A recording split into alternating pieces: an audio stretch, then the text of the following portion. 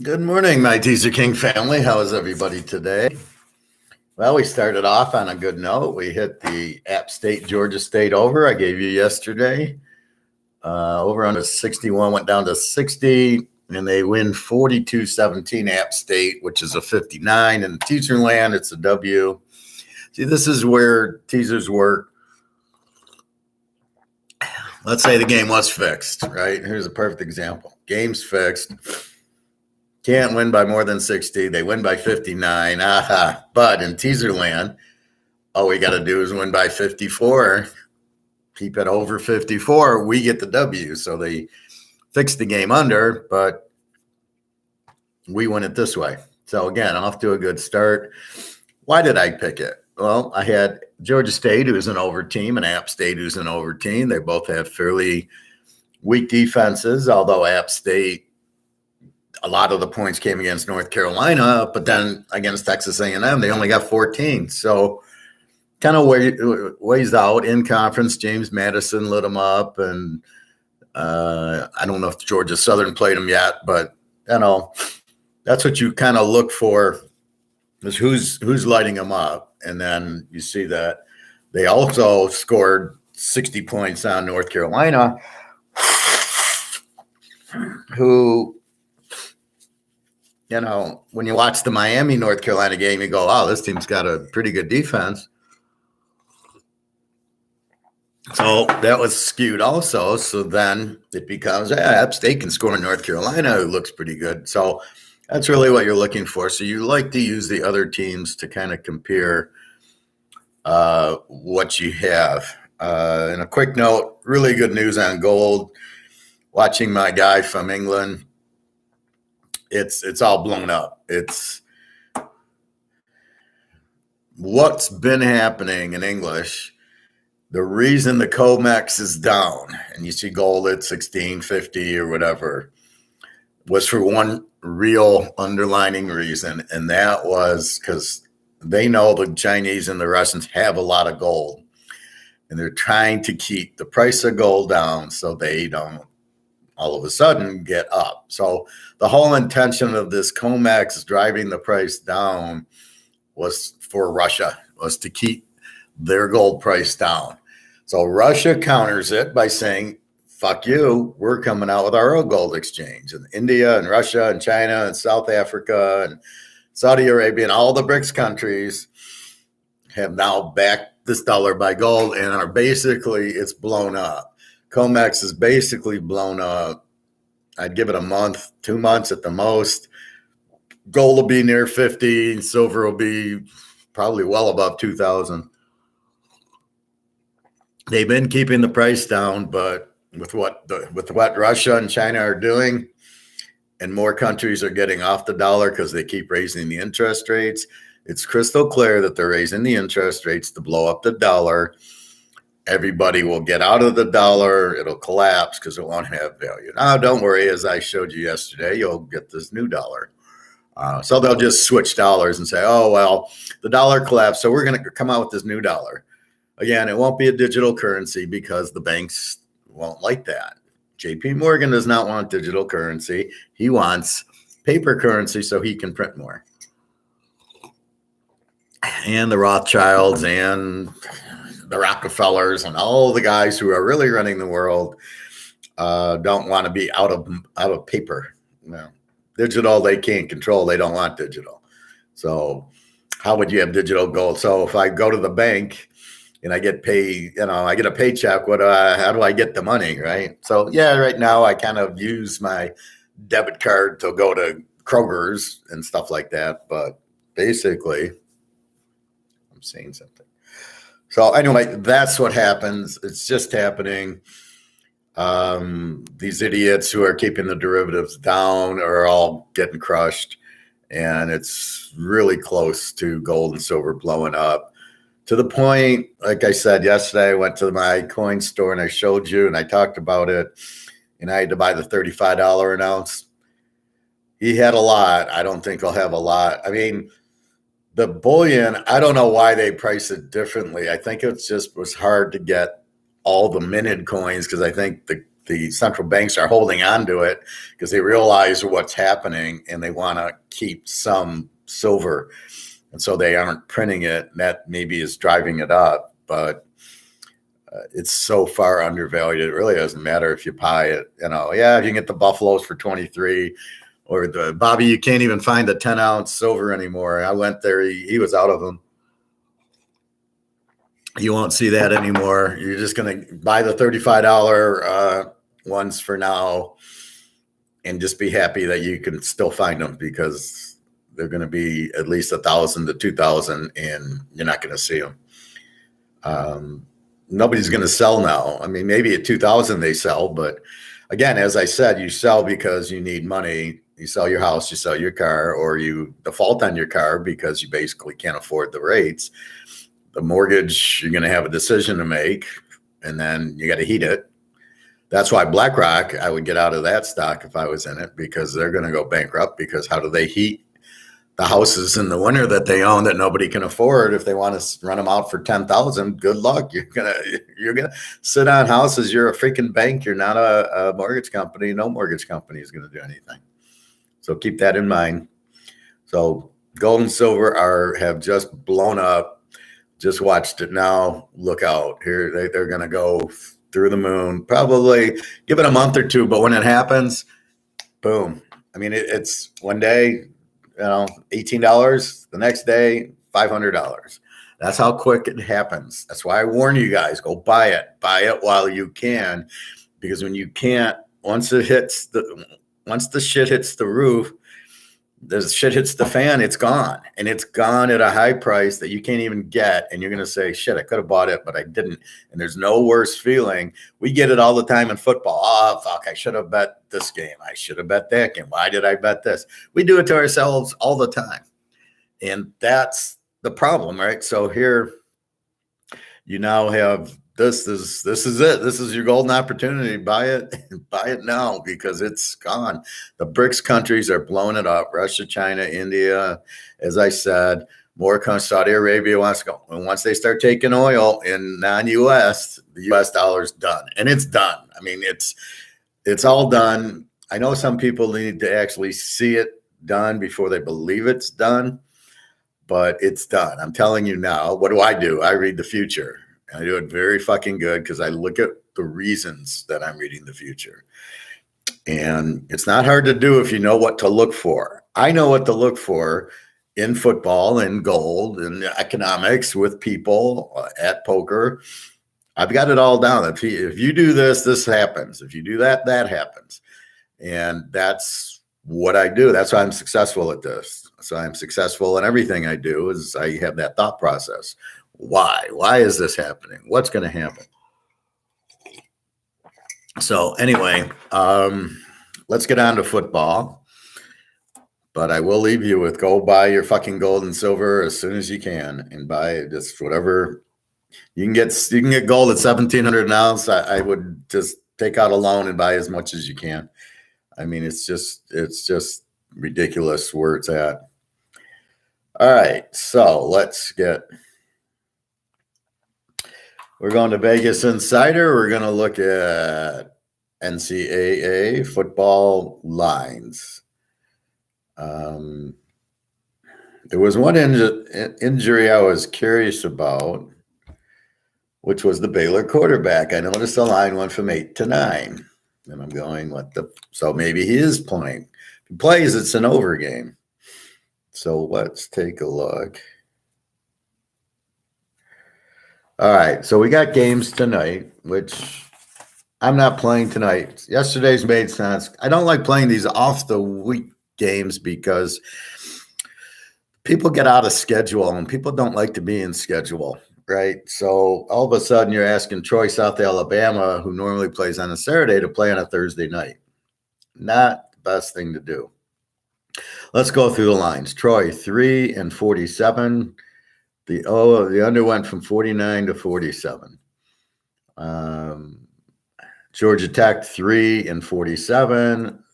Went from 3.5. 46 went to 47. 47 must be the average number here. Tulsa, 13, 52.5. up from 12. Tulsa's an over team. Temple sucks.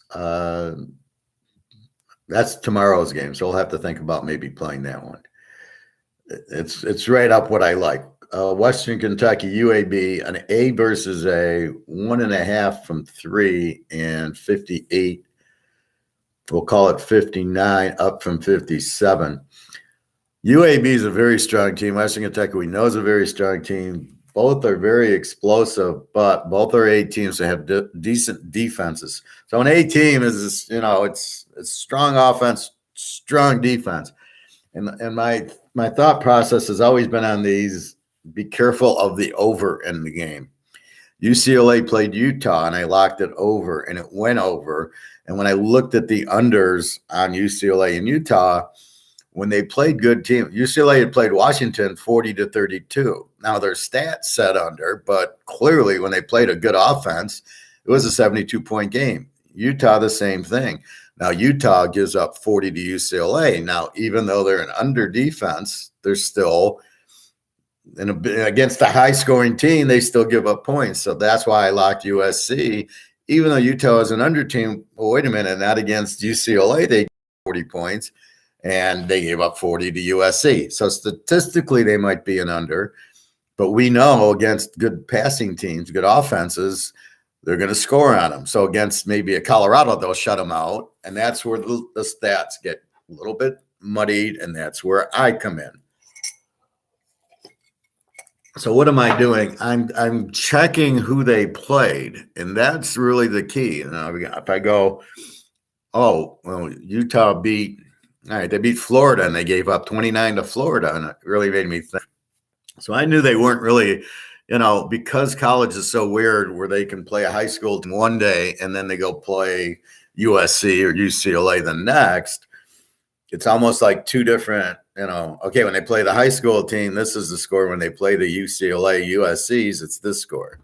Now, I don't know if Utah plays Oregon or Washington. That's another lock over. If we get it, I don't know. We got UCLA, Oregon. That's my free pick for today. That should go over. Again, you got Oregon who scores. UCLA scores. By putting up 40 on Utah, they'll put up 40 on Oregon. And Oregon, now we have, okay, I don't know what happened in the Georgia game, 49-3. But since then, Oregon's been lighting up, and they lit up Washington State, who has an excellent defense. So that's where I go, okay, this game's in the 40s. That's an 80, the over under 70. You go 64. That's what you're looking for. So even though they might not be, what do I got them ranked at? I got UCLA as an A team with an even defense, and Oregon is an over team. So even though UCLA is an even defense, when they played Utah, they gave up 30. And when they played Washington, they gave up 30. So they'll score, especially now. Those games are at home, but I don't think it matters for UCLA. At the end of the day, you're throwing and catching and playing defense on a field. It doesn't matter if it's your field or not. A little bit if it's grass versus turf, that you're comfortable on grass like UCLA. Oregon, I think, has turf, so that's going to be a little bit different for them. But at the end of the day, they're still going to throw and run and be yards. And, it's not like they've never played on turf before. But a lot of these teams, USC, Utah, UCLA, are grass teams. I think Washington and Oregon are turf teams. All right, back to where I was. Tulsa, okay. Western Kentucky, UAB. Okay.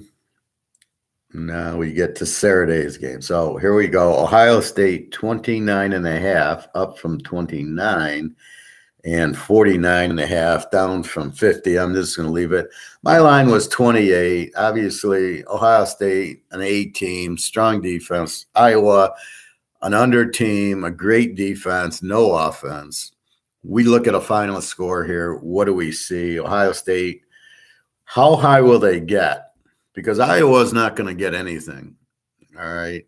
This is probably a shutout. My guess is 35-0, possibly 42-0. So I think this is like the Georgia Vanderbilt game last week, almost. Obviously, Iowa is much stronger defensively than Vanderbilt. So how do I play a Georgia Iowa game? I'd play it under, right? Because you're not get a lot of scoring. So this game, Ohio State Iowa, probably won't get as much scoring. I think under 56 is probably the best way to play this game. And I'm determining this right now as I'm talking to you, okay? As I'm talking, I'm thinking, and as I'm thinking, I'm looking at what's going on. And I pondered this. Do I want Ohio State minus 23? And I go, yeah, that's probably good too.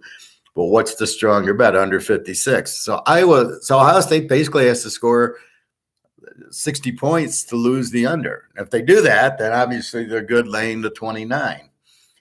Will they do that? What was the score against Michigan State? Let's look at that score. So that was week 6. Ohio State 49-20 against Michigan State. So they played a 69.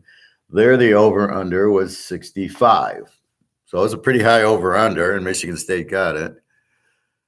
Daniel, let's do another 10 pick. San Jose State. Yeah, it tailed you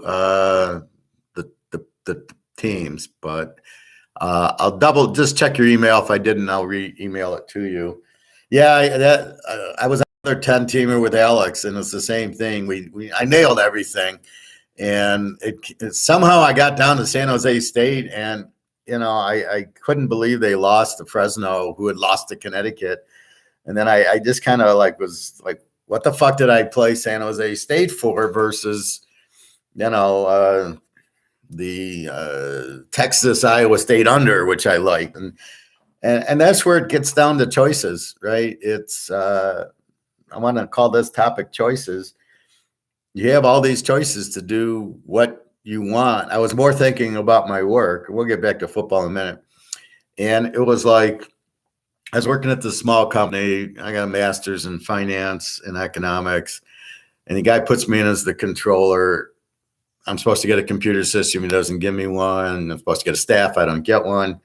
So I'm pretty pissed off because I'm basically being lied to and being 5 levels under. That'd be like me just putting in the spreads here instead of picking the games, right? That's my skill set, picking the games, not writing the teams down. And at the end, the guy says, well, we're going to let you go. We're not going to do the computer. And, we really can't use your skill set. You didn't do anything wrong. It's just, we went in a different direction. So I think what they're doing is selling the assets out. So what do they need me for if they're just going to sell everything? So I go to him and I said, how much gold do you own? He said, none. Like another idiot, right? And he says to me, so I said to him, oh, your master plan's to buy a bunch of dumpy small companies and turn them into and make millions on them. This is your master plan? And he goes, yeah. And I just laughed at him. I said, that's the stupidest thing I've ever heard. What does choices mean? So what do I do? And what do I tell you? Instead of doing that, go ahead and buy gold. So how much are you investing in? He's got like 10 little companies. How much are you investing in them? $20 million, $30 million into these companies, probably off of a line of credit from a bank. I said, why don't you just take the money, buy gold? You don't have the headaches. They're basically taking companies that are pieces of crap that like an owner runs, and then they're trying to fix them up as if it's an old house they're trying to fix up. Well, why do that? Just buy gold. That's what I mean by choices. So here you have a choice of what do I want to do with my money? And I'm going to fix up dumps that are run by a guy without a computer system and pay him a couple $1 million to say thank you. Why don't you just make it yourself? I mean, why do you need this guy? Just open up a little manufacturing company. Why take it over? Then you take it over, you got all this mess.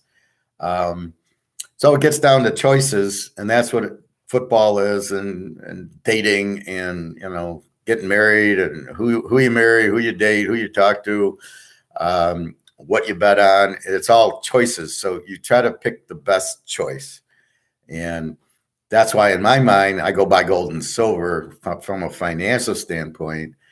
That's the best choice you can do. And as I just said, it's about to blow through the roof. So anyway, just a quick sidebar. I wanted to get that in because it just hit me. These are all choices. Who do we bet on? Who do we play? Where do we put our money? And we try to make the best outcome. Fixing small companies that are run by owners who don't have computer systems in a dump is probably not the wisest thing to do. If I had $10 million and I bought 10 companies and probably cost them more, like 20 or 30 million, into a depression that we're about to have. So I told them at the end, I said, well, you'll be closed in about 5 months anyway, because this depression that's about to hit, high inflation, ain't nobody going to be buying your product. Who's going to buy your product? What's going on? There's going to be a depression, recession, buy gold. He doesn't get it. And I just kind of laughed and I said, okay, so you're letting a guy with a master's in finance and economics, you're letting me leave. I just laughed at him. I said, you're probably the dumbest man I've ever met, and you're the CFO. I said, you're incredibly stupid. And that's what that's how I left. I left it laughing. I mean, normally if you lose your job, you're all upset. Not me. I'm like, I got money in gold and silver. I'll be fine in a few months, which looks like, and within a month, I'll be fine. Anyway, so I just wanted to tell that short story because I know it's happened to other people. And really, that's what life is. What girl do you date? Where do you eat? Where do you shop? What do you do with your money? That's your biggest thing. What house do I live in? What do I do with my money? Everything's choices. So you got to be analytical and you got to think it out. What's my best choice? Should I buy a company or should I buy gold, which will give me no headaches? It'll go up 50 times and it's here. Now it's going to do it. And it's as simple as that. So I put my money in gold and silver and I'm like, okay, I'll kick back. All right, heading on. So Ohio State, I think we like it under. I think Iowa's defense can give them problems, and I think Iowa's offense won't. So I think Ohio State, even if they score like the Michigan State game, 49 points, we still got it. It's under 56. So I think we'll be okay. I don't think Iowa scores, and I think Ohio State should have some trouble with this defense. I mean, Michigan only got 20 points on it. So now it's a little bit harder for Iowa on the road than at home, but I still think it's an underplay. So we'll keep an eye on that. All right. Navy and Houston, Planet Houston is 3-51.5, down from 53. So after analyzing it, my initial line was Houston -10. The line's only -3. What the hell's going on? But after talking with Alex liked Navy over against SMU, and I kind of hemmed and hawed going, Navy, they don't.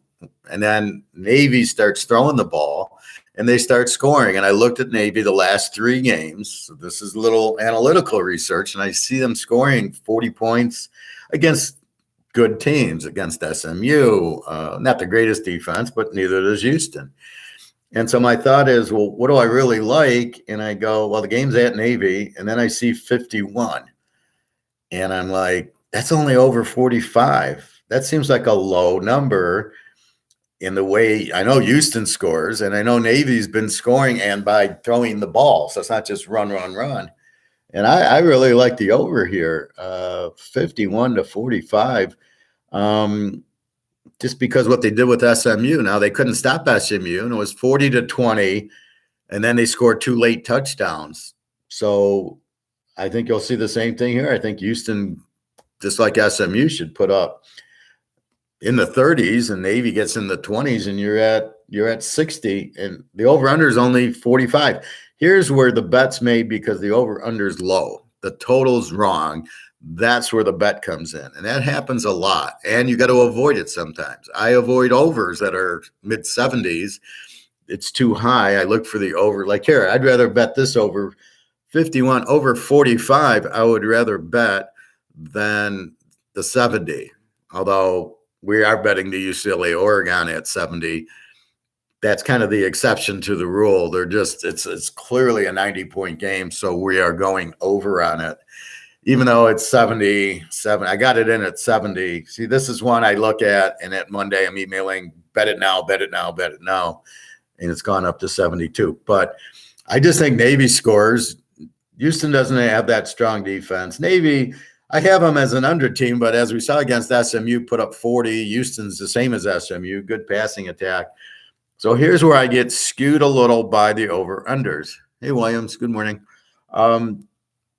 So even though at the whole total of their points, they're an under defense, when you dissect it and you look into the SMU game, which is like the Houston game, and they gave up 40, you go, oh, they're not that strong. So you're trying to really get, where's the Georgia defense? Who else is a Georgia defense where they're just going to shut you out? And that's really what you're looking for. And most of these defenses, although in numbers terms are under, you've got to break it out of who do they play. If they would have shut out SMU, I'd say, look out for Navy's under. But in this situation, I think this is an over. I think the under's too low. I assume the 51s, maybe the weather. It's a little cold here in Detroit, so it's probably a little cold.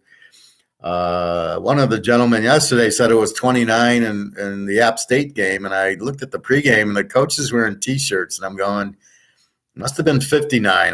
There's no way it was 29 because nobody was blowing smoke, and it looked like a warm night out. So I got to be careful when you bring it here. Please bring it. Be accurate. Don't say it's 29 when it's 59 because that could have affected the bet, but as it turned out, it didn't affect it at all. All right. 10, I don't know. We're not looking at Tennessee because they're playing. I don't even know who they're playing. Cincinnati, 3.5, 58.5 to SMU. That line was 62, so it's down to, we'll call it 58. The quarterback's questionable, Bennett, for Cincinnati. Also, Cincinnati, now they have a strong defense. They have a Georgia type of defense, very strong. SMU, over, 58. So it looks like maybe Bennett isn't playing. Lane 3.5, not without the quarterback. This should be, this should be a lower scoring game with Cincinnati's defense. The question, how's Cincinnati's offense going to do? Matt Jones expected to play. Seriously, why would they go to him instead of Zappi? Oh, that's bad news. We'll see. I thought Belichick was smarter than that. He played Brady, so going to well, is he going to start or is he just healthy? I mean, that's also the big thing. We'll check the news. So we got, see, that's what I was worried about, like Prescott playing. I don't like Dallas with Prescott. Well, I don't know that he did, or is it just he's going to play? Is he going to start? And then are they going to switch him when he starts throwing interceptions? So we got to see. But I agree. I wouldn't take Zappi out. Why would you take Zappi out? Are you crazy? That's a stupid choice, as we just talked about. All right, so Cincinnati, SMU. I don't know. Now that the over-under is 58, looks like the Cincinnati quarterback is out. This is a real hard game because you got the strong defense against the strong offense. And then it becomes, well, how many points is Cincinnati going to score? Although Navy put up 30 on them.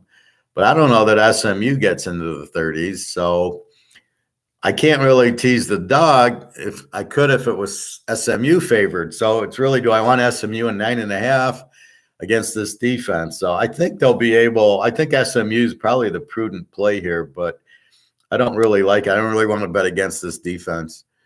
Hey, Bobby. Yeah, I'm going to today's college, but I did make a point on gold and silver is blown up. Well, I already did that, but I'll get back to it. So gold and silver is blown up. The BRICS countries blew it up, and it's about to go through the roof. So buy whatever you can now, because it's not going to, I give it a month. Anyway, I talked about that earlier. I'll come back to that. But anyway, so I don't know. I think SMU and 9 maybe, but hard to say. They're going out of order on me. Rutgers 348. That's up from 45. So what's going on? Rutgers Indy. What would make that line go up? Rutgers -3. Indy's got a lot of injuries, but still, I don't see how Rutgers can beat anybody. They're a very weak team. They got a very weak offense. Now, here's one where this is like a weak favorite. This is another method to my madness. When you got a team that really doesn't score a lot and they're the favorite against a team that does score a lot, like Indiana, you almost always want to go and take the dog, because Rutgers really doesn't score much. I'll be with you in a minute, Bobby. Rutgers doesn't score a lot, so therefore Indy will score. And so let's say Rutgers gets 13. Well, Indy's going to score. They might not win the game, but they're going to score on you, and they'll make the game close. So this is where you bet against a weak favorite. And Rutgers laying 3, Indy and 9. Have some injuries. The quarterback isn't injured. Some of the other the wide receivers are a little hurt, but they played Michigan, so they played a good team. They played them 10-10, and then Michigan pulled away running. Rutgers won't do that. So I like Indy at 9 here. Just the fact that Rutgers, I got Indy -3, and how much injuries matter, right? I think it's only the quarterback. Maybe if you have a stud defensive player, but outside of that, I really don't see where it.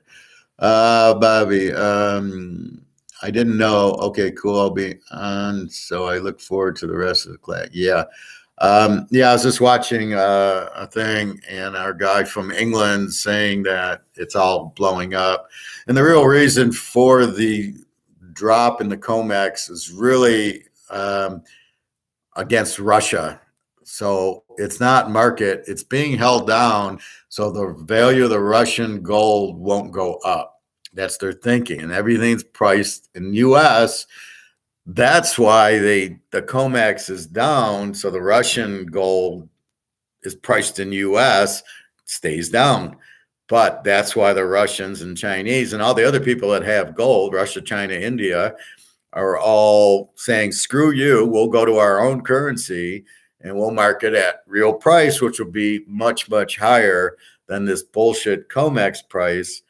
And it's blowing up, and it's going to hit the moon very, very soon. So you want to go buy some gold, Bobby, like real quick. So let's see. So you asked about South Alabama. Against Troy, it's 3-47. Both teams have good defenses. I think it's an under game. I think you go under 53 is probably the best way to play it. Troy's got a very good defense. South Alabama, I mean, they played Tennessee very strong. But I just think Troy's got a good defense, and it'll probably be a lower scoring game, but I don't know. I'm not really playing it. I played App State over yesterday and won. Okay, so Army laying 6.5, 55 to Louisiana Monroe. I have yet to play Army this year, and I'm still yet to play Army. I got excited. I was about to play them. I have them as 10-point favorites. Then they went down to 8. Now they're down to 6.5 and 55.5. So that's right where that hasn't moved. So I'm ready to take Army. I'm saying Louisiana Monroe is a Z team, and then they've been playing pretty good. And they beat Lou Lafayette, and I started looking at their games, not just their numbers. And they're not a bad team. They've been playing decent teams in their league pretty close. So I don't put them as a Z team, which would have made me play Army. But now I'm putting them as maybe an even team. Beating Lafayette was not it's a rivalry game because they played the next few games close. So therefore, I'm off Army. I thought I'd take a -0.5, but I don't think so. I am almost, if I had to play, I'd play Lou Monroe plus 12.5. But I'm not going to fuck with Army. But it's a no play because I wanted to play a nice, easy. Oh, Army's playing a Z team; they'll kill them. And I'm wondering why is it only 6.5? Lou Monroe is not that bad, so be careful. It's probably a pretty even game. Williams, you're talking paper gold. We talk physical gold. So I don't know how to make you understand that the NASDAQ is derivative paper gold. It's not real. They don't own any gold. As I've tried to explain, this is COMEX, right? They have one cup and they're selling 1 million cups, but there's only one. So everybody else nobody's going to get this. It's all paper. They're doing it. I just explained. They're keeping the price down low from the Russians and the Chinese. That's planned. The Russians and Chinese don't want anything to do with it. So the Russians and the Chinese are having their own physical gold. So you're talking paper gold. And it's really frustrating because I keep explaining physical gold. And that's what we have. And that's what you need. And we ignore the paper gold because it's not a real price. $16.39 is not the real price of gold. The real price of paper derivative price fixed gold. We're not talking that. When I tell Bobby that gold's going through the roof, that's physical. Go buy it. Buy the coins, buy the bars. That's what's going to the moon. That's going to 50,000. This is not real. This is just bullshit price fixing. So understand. I don't know how to make you understand it, Williams, but that's not real. That's not the real price. The problem is people like you believe it to be the real price and you don't buy it because you think it's $16.39 because that's what the NASDAQ is or the COMEX is, but you don't understand the COMEX, not understanding it. It's paper derivative prices, not physical prices. Physical is much, much higher. They are keeping it down so the Russian Chinese don't get the value on their gold. That's why everybody's getting away from the US dollar. That's why that's collapsing. And that's why gold and silver is going through the roof. So I can only explain it so many times to you till you understand paper and physical are two different things. Paper is price fixed, $16.39. You can't buy it for that. It's not real. Go buy physical. So I don't know how else to explain it to you. So Army. So I'm off of Army. I thought they'd be better. Kent State, we got Kent State 18.5. Where's the Kent Staters? Down from 19 and over under of 68, up from 67. So Kent State is the over team. They're the team with the hardest schedule in the country, playing Georgia, Washington, and Oklahoma out of conference. You could have played one of them, but you played three of them. And they didn't do too bad. They got 22 on Georgia. They got 25 on Washington. They didn't do anything against Oklahoma, which now that you see it is the surprising one. But they're starting to get better. Their defense, Z teams statistically, but they played better last week. Where's my week 7? So I keep looking at the last week to see these teams getting better. So Akron played, where are they? They played, no, that's Arkansas. Where's Akron? Oh, come on. All right, so Akron plays Central Michigan 28-21. Central's been disappointing offensively, and they got 21 on them. Okay, I think Kent blows them away here. I think Kent has – okay, you play Georgia, and now you're playing Akron. I think there's this – they're going to score every time they get the ball. And they're laying 18, so you're laying 12 under 2 touchdowns. Akron, DJ Irons is their quarterback, one of these – he passes a little, runs a little. They don't really score a lot, and their defense sucks. So I am looking for Kent to finally, this is the game. They're at home against a weak defensive team. I think this is when Kent really blows them out. Um, let's see. Hey, Todd. I thought laying 2 Baylor because it's a must game. Did I hear you say take the over because of injury? I haven't gotten to Baylor yet, but I don't know. The line jumped up today. Well, Baylor to me, it's not really a must-win game. They've lost to BYU, then they lost to West Virginia, and they lost to Oak State, so it's really not must-win. They have 2 losses in the conference, but they have 3 losses, so it's not really a must-win for them. It's more a must-win like Utah last week and now USC because they got 1 loss in the conference, and they can still win the conference. Baylor can't win the conference with 3 losses, 2 losing to Oak State and then losing to West Virginia. So it's really not a must win for them. But the quarterback's injured. So it looks like he might be playing. He's still listed as questionable. Again, it's one of these concussions. So he's fine. And then it's just a matter of I prefer to play the over. I watched the Kansas-Oklahoma game, and Oklahoma went up and down the field on them, but Kansas – with their offense came back for us, and a great Fairchild. What a great tight end he is. So Kansas came back, but I think this will be another high-scoring game. So I really want to bet it over, but I want the Baylor quarterback. The backup came in. He looked okay. West Virginia looked really good, I'll tell you that. It's driving me to West Virginia, but Baylor, they're not as strong as last year. They're still strong, but if I get the right price on Kansas, again, I really prefer it over. The over-under is 61, which is a joke. So over 55 is the best way to play it. But, again, we've got to wait for the Baylor quarterback, and we'll see. Warren Buffett is king. Don't bet against the U.S., a bad bet. S&P 500, 83 years, 17 down years. Winner long term, that's a fact. Once Trump gets in again, boom. Williams, you don't have any. You're not analyzing, okay? You're looking at a trend. I'm not a Warren Buffett fan. He doesn't even know what inflation is. Don't bet against the U.S. Why not? I see what's going on, and we're not the U.S. We're China now. China's running the country. There's no U.S.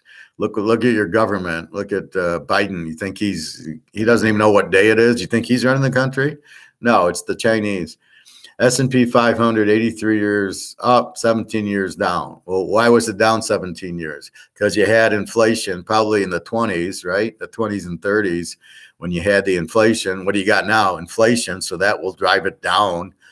I don't believe in, it's going to go down, so I'll just hang on and then it'll come back up. If you know that, just let it go down, take your money out, let it go down. And by the way, buy gold and silver with it. And then when you feel it's ready to go up, once the inflation stops and the new currency comes out, you can sell your gold at 50,000 an ounce and go back in the stocks if you want.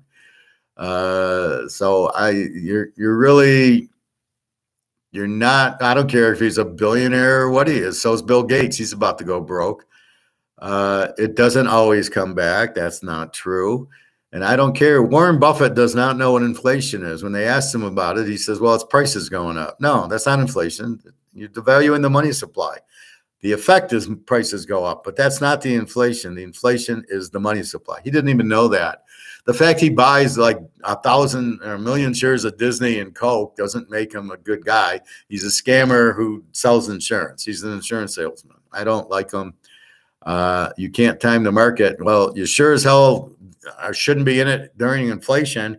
And I know enough that I know what inflation is, and I know we're having it.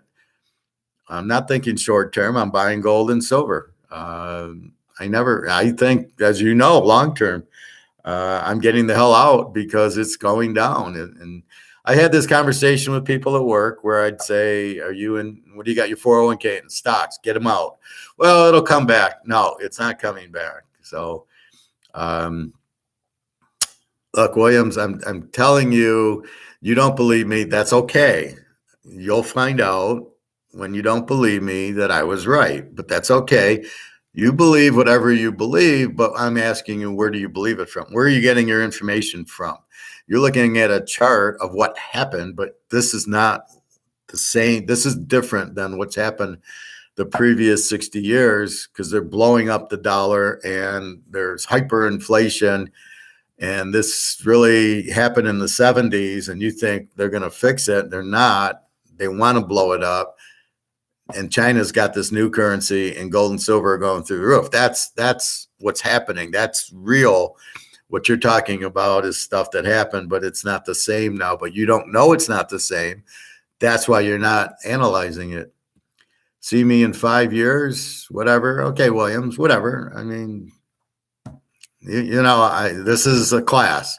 I'm the teacher, I'm the professor, and you're the student. So you either listen to the teacher or you don't listen to the teacher. That's up to you. Perfectly fine. You do what you want. Well, now it's time to buy gold. I'm happy you're way ahead. Now sell it, buy gold and silver, and you'll make even more money. That's all I'm saying. All right, I got to talk football. I don't have time to waste with people who don't understand economics. Syracuse and Clemson. We got Clemson. We got minus 13.5, 50. Now, looking at this game, Syracuse has got a very strong defense, and they're an okay team. They're an A team, but they're, they don't. They played NC State to a 21-7 game. They played Louisville, low-scoring game. Clemson has an outstanding defense. I don't like their quarterback. They got some turnovers on Florida State to put up the points. I think this will be a low-scoring game. I like that it's 50 and not 39 or 40. I like the underplay here at under 56 because I think this is where you need to be at. I think it's the best play for the game. Both, I don't like the Clemson quarterback. Syracuse, they just don't score a lot. So I just think it's a lower scoring game. It's at Clemson. I don't think either team gets a lot. I think under 56 is the best way to play this. Okay, Baylor, Kansas. Now Baylor's up to 9.5 from 8. Now that little tidbit tells me the quarterback is playing. The over-under, however, still sitting at down to 58 from 63, 61, now 58. Why is Baylor going from 8 to 9.5? I assume the quarterback's playing. But when I look at the injuries, he's still questionable. So if he's questionable, then if he's questionable, why is the spread moving to 9? So I think he's probably going to play, which then makes this a great over. And you keep lowering the number for me to 58. So I really like this game. I'm almost assuming the quarterback's playing. Let's go over 52 with this is the easiest play. Even though he plays, I still don't like Kansas laying 3. Baylor laying 3. Kansas has played TCU, Iowa State. They're liable to win the game, but this isn't a Baylor blowout, even with the quarterback. If the quarterback was healthy, I'd be betting the game over. So Kansas is a high-scoring team. The quarterback's out. Baylor can't keep up with them. You take Kansas. But if he's playing, Kansas's defense is a little bit weaker. You go over. So this is clearly an over. Benila, 5 years. How about you see us in 5 months? And yeah, well, Bobby, what I've learned is people like Williams, you can't really do anything with them. They don't want to learn and they don't want to listen. And they do something like, okay, he made a lot of money. Why you would listen to Warren Buffett? If you listen to Warren Buffett for 10 minutes, you'd realize he doesn't know what he's doing. So just because and I really hate this, just because somebody's a billionaire doesn't mean they're smart. He hired people. So if I make you $1 billion betting football, are you smart at picking games or am I smart at picking games? I'm the one smart. I made you the $1 billion. Now you come across, I'm a billionaire. Look at what I did on football. But you didn't really pick the games. I did. So you're really rich, but you really don't, you can't pick the games. And this is just an example, Bobby. So what do you think Buffett does? He doesn't pick the stocks. He's got his stock guys picking the stocks. They're the smart guys. He just makes the money, and then he says, look, I'm a billionaire. And I really hate that, because just because the people are billionaires does not mean they know what they're doing, right? I'm not a billionaire. I'll challenge anybody to picking games. So just because you're a billionaire doesn't mean you're smart. Mark Cuban is not smart. He's a billionaire, but he's going to lose it all because he won't buy gold and silver, and he's going to lose all these smart guys are going to lose their money in paper because they're not smart enough to buy gold and silver, and they don't ask the questions. They just, oh, I got all this money. Okay, 1 billion times zero is zero. That's what you have. So this is what frustrates me a lot, Bobby, is you get people like this. You try to explain it to them. They don't know how to listen. They don't understand it. So they go to this, oh, look at Warren Buffett's rich. And once Trump gets in, well, by the time, if Trump gets in 2 years, it's already collapsing now.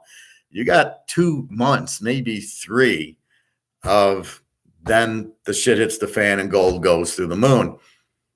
Trump can't do anything because there's nothing you can do. You have massive inflation. It's not just Trump's not going to come in and do it. He's part of the reason for the debt and the deficit and the printing of the money. He wasn't Snow White either. He didn't do anything to keep it down, but Biden's making sure it blows up. He's got 2 more years of blowing it up. That's what the Chinese want. That's what's going to happen. So there's guys like Williams that you try to help. And if they don't want to open their mind and listen to what makes sense, then he can do what he wants. And good luck to you, Williams. You're going to be broke if you don't have gold. That's all it is. The dollar's collapsed, right? So the only way out is gold and silver. So if you can't see that, you can't understand that, when you lose all your money, then, when it becomes worthless, what do you want? You've been warned. And if you didn't want to listen to it, that's where I went to choices, right? This is your choice. Your choice is to buy gold and silver or hold on to your paper. What do you do? And I'm telling you to get into gold and silver, and I'm explaining why. Now you have the choice of staying with your stocks or going into gold and silver. And you can tell me what happened for the last 80 years. You can say, oh, it's been up 83 up years and 17 down, so therefore it'll go up. Well, why? That doesn't mean anything. And the 17 years was probably in the 20s and 30s when you had the Depression. What do you have now? A depression. So this is going to be one of the 17, not one of the 83s. All right, enough of that. That's why I teach economics, so you should listen to that. I did the tape yesterday. Go listen to it, Williams. I'm sorry, but that's as far as I can come. We're not here to talk about that, and you can try to discredit me. Go ahead, but I've proven my case several times. All right, so I like the over in the Kansas Baylor game again. It looks like the quarterback's playing because the spread went from 8 to 9.5. So I'll probably be putting the Baylor over game on soon. I just maybe give it another day. Duke and Miami. Miami is 8.5, 9. Let's call it 9. And 58. A lot of 58s today. This is down from 61. Down from 61. I watched the Duke North Carolina game and the Miami North Carolina game. North Carolina's pretty good. They looked a lot better defensively than the App State game, and they beat Miami 27-24, which I had Carolina as the dog, but Van Dyke started to play, threw for 400 yards. Last week, they beat Virginia Tech 28-10. He threw for another 375. The coach is starting to realize, I got Van Dyke, I better use him. Duke, however, looked very strong against North Carolina, and it was 35-31. They missed a field goal, and North Carolina scores and wins 2 big teasers for me. At 38, I got a -1, but Duke played them. I think Duke's a good dog here. I also kind of like Duke's kind of an over team. North Carolina lit them up pretty good for 38. So I think Miami starts scoring 58. All we need is 52. 52 is 28-24. I really don't. Miami doesn't have that killer of a defense, although they have a good defense. And Duke scores, and we know Van Dyke. So I'm leaning almost either Duke and 15 or the game over 52. I think this is a very live play I have here. Not sure which way to go with it yet, but I'll figure it out. I get that feeling. I look at old games and I go, well, shit, if Duke did this to this team, they'll do it to Miami or vice versa. So that's what I like to look at. And then the light goes on and I'm waiting for the light to go on here. Just like the Ohio State game, as talking to you, I'm going, fuck, this is probably an under game because Iowa's going to hold them down. So either Duke or so if I'm afraid Miami's going to like win by 20, then we got to go over. If I think Duke, which after playing North Carolina in a rivalry game, can win or at least keep it. I prefer to win, not to keep it close. So if they win, then I got to take Duke. Am I afraid that Duke's going to beat Miami? I don't know. That's really the question. If I'm afraid of that, I take Duke. If I'm not afraid of that, and I'm more afraid of Miami winning by 20, then I go over. And I'm not there yet, but that's where I get to. Derek. Awesome, and thanks for all your help and hard work. Professor, some of us just can't handle the truth. Their truth is what they believe, not your fault. You're great at handicap game. Now let's go. Yeah, Derek, I see the tidal wave coming, and I know it's about to hit us. And I try to warn people, and I agree. You're right. They can't handle the truth. But somehow when I pick the games and they Kansas, and I told you, and it wins, so I give you the proof. Then that's when you start wondering, like, well, why aren't you listening to me about the economy, only the football? But anyway, appreciate it, Derek. I'm here for the awesome advice and great listening. Now let me shut up. And that's okay, Derek. You can certainly ask. That's why it's an open class. Otherwise I'd just do a video. I wouldn't do it live if I didn't want comments back. So don't worry, Derek. You're fine. All right. So Duke, Miami, we just talked about. Central Michigan, Bowling Green. CMU is 6.5, 50.5, down from 7. CMU, their running back is out. And I think that's been their problem. That's why they're not scoring. They should be a high-scoring team. They were last year. Quarterback and running back are back. They're balanced, but the running back's out. I think his name, I don't remember his name. Richardson's the quarterback. That's what I was thinking of. So I don't know. Bowling Green's a W team. They don't score, bad defense. Central doesn't score and a bad defense, but they've been playing low-scoring games. So let's look at last week. Central Michigan.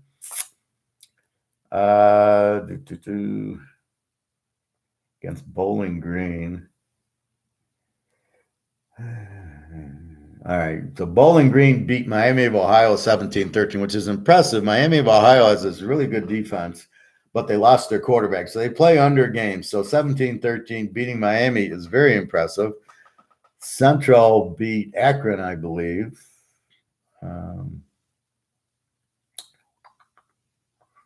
Central.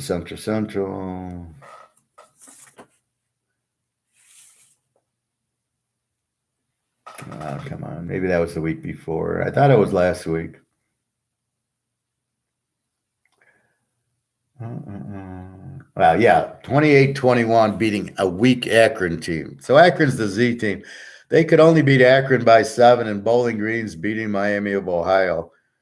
Both games are pretty low scoring. I mean, against Akron, and both defenses are terrible, 28-21.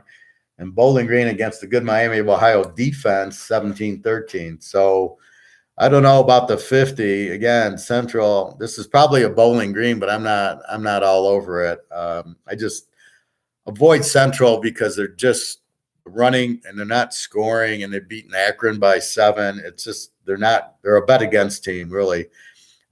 This is probably a Bowling Green play. I'm not going to play it unless I really study up on Bowling Green, but I got other fish to fry. So the MAC's kind of hard this year. Buffalo and Toledo.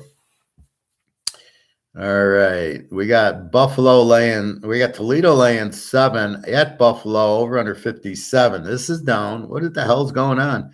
Another over went from 61 to 57. Was there a lot of rain and weather going out here?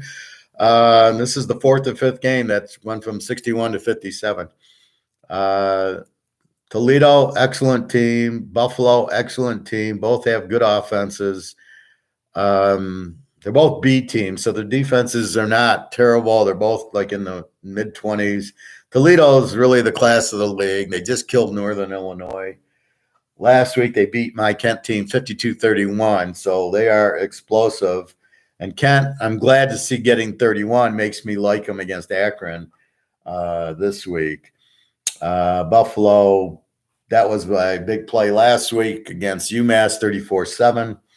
So, again, you can't really count that because UMass stinks, basically. They're the worst team in the whole 131. So Buffalo 34-7, they look good against Toledo. I think this is an outstanding overplay, specifically down from 57 to 51. So the key now is what's going on. Is there an injury? Did a quarterback get hurt? Did a running back get hurt? So I'm going to go check the injuries on this. But if everything's good, and I just kind of looked at the injuries before, and a lot of times they don't really, like, it still had the Baylor quarterback questionable, but the line movement says he's playing. So he might not officially be probable. But see, last week, Arkansas's quarterback Jefferson officially went to probable. Kentucky's quarterback, what's his name? Officially, Levis officially went to probable. But the Oklahoma quarterback, I don't think went to probable. I think it was questionable even Friday night. And then the line jumped and I knew he was playing. So that's what happened. So you got to keep an eye on that. But based on what's going on, I think the Baylor quarterback is playing. So I'll look here. The line didn't move, so I don't think that's what it is. This is probably more of a weather thing. As I said, the cold weather really doesn't affect the game. It's the wind. It's the rain. If it's a hurricane, real windy, rainy day, that's going to be that you're getting an under. Because with the wind, you can't really throw. It's all running, and they know it, and you're just not scoring. Snow is not necessarily an under. It's the wind and the rain. It's more the wind than anything. So if you got a real windy day, you're not scoring a lot of points. So let's see. Buffalo, yeah, it's on the lake. What is it? Lake Ontario. So it could be a very windy, cold day in Buffalo. So that's probably why this has dropped, is the weather. Now, in a weather case, you almost want to, in this case, maybe you tease the dog because you can get Buffalo in 13. They're used to the weather. Toledo's in Ohio. They're used to it also, but right off the lake. So my guess would be now I'm going to the dog because if points are going to be hard to score, I want to get the dog if it's an even game. I still think Toledo's a little bit better, and they're a little bit better running the ball. They're balanced, and Buffalo's more of a passing. So it's almost a Toledo -1 with bad weather, or it's going to be an over. So we got to check all that. A lot of things to decide when you're handicapping. Ball State EMU. Ball State 2 and 58.5. Ball State went 3-2. And then they went from 57 to 58.5. So they're one of the few that go over. Ball State, I believe, is in Kentucky. So they're not near the lake, and they're a lot warmer than the Ohio's and the Michigans. This is mostly Ohio and Michigan conference. Somehow they let Ball State sneak in. We got both weak defenses, and Eastern's an over team. Ball State's an even. So let's look at last week. Ball State beats Connecticut, who's not as bad as we thought, 25-21. Eastern Michigan loses to Northern Illinois, who's a real good team, 39-10. So that doesn't really help us that much. I would say this game's even, and you probably want to take the dog here, EMU and 8. I don't know, over under. I would think over because both defenses suck. But the way it's been going, I think they played a lot of out-of-conference games where they were high scoring, and then in conference, you're not getting the same thing. So where I'm looking for over games, like Ohio and Western Michigan, I thought would be over. Both teams are over. It's 33-14. Let's see. Northern Illinois and Eastern, both teams are over teams. The score is 39-10. 49 over under 65. So that's where it's very confusing, where you think you've got over teams. Do you really have over teams, or they just play UCLA and Tennessee and they scored a bunch on them, but then when they play the normal teams in conference, they're not. So it's a lot misleading, the MAC. And this week's tough because there's a lot of MAC games, and I'm missing. There's no Georgia this week. There's no Arkansas. The teams that I've been hammering aren't there to hammer. So I got to find new teams. But anyway, so that's why I like these. I kind of just passed by. Ohio and Northern Illinois. Northern Illinois is lane 3. They're both over teams. As I just said, Northern Illinois beat Eastern 39-10. Ohio beat Western 33-14. So they both score in the 30s. Over under a 65. Games in Ohio. Both teams are over. So this probably is an over. Northern Illinois seems to really be able to score. So that's what I'm looking at. Buffalo is a little different this year. You're Kent against Akron. Kent against Akron. Yeah, I told you I like Kent in the game, if that's your question. Buffalo, well, they're playing much better. They switched coaches, and I loved them with the old coach. He went on, and then last year they sucked, but this year they got a good offense, and they've been playing much better. So I'm not quite sure you're quite. Yeah, do you have a question? My Kent against Akron or what? I took Kent. Vegas and Notre Dame. We got Notre Dame 27-47, which is a real strange. Where's Notre Dame? Where are you, boys? Okay, there they are. They're up from 24-27. The over-under went from 50 down to 40. There you go again. 3 point. They're not like dropping 1 point. They're dropping 3 points, which to me is not because of the betting, but Vegas screwing around with the line. Vegas has been playing well, but lost its quarterback.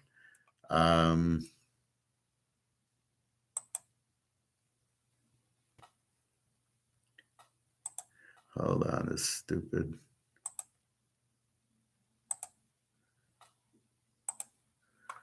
Okay. Vegas was playing better in scoring, but their quarterback's hurt now. So now they're going to have trouble scoring. That's why the line moved. Notre Dame's an under team, though. They don't really score, although in this game they probably will score. Over under a 47. It's probably an under. Notre Dame will get their 30s, maybe even into the 40s. I think they got a really good defense. I think Vegas gets shut out here, and 47 under 53, I think, is the best play here. Notre Dame's not that good. They've lost. But in this game, this is where Notre Dame's the Leprechaun's going to do in 60 push-ups. So look for this game to stay under, and look for Vegas not to score.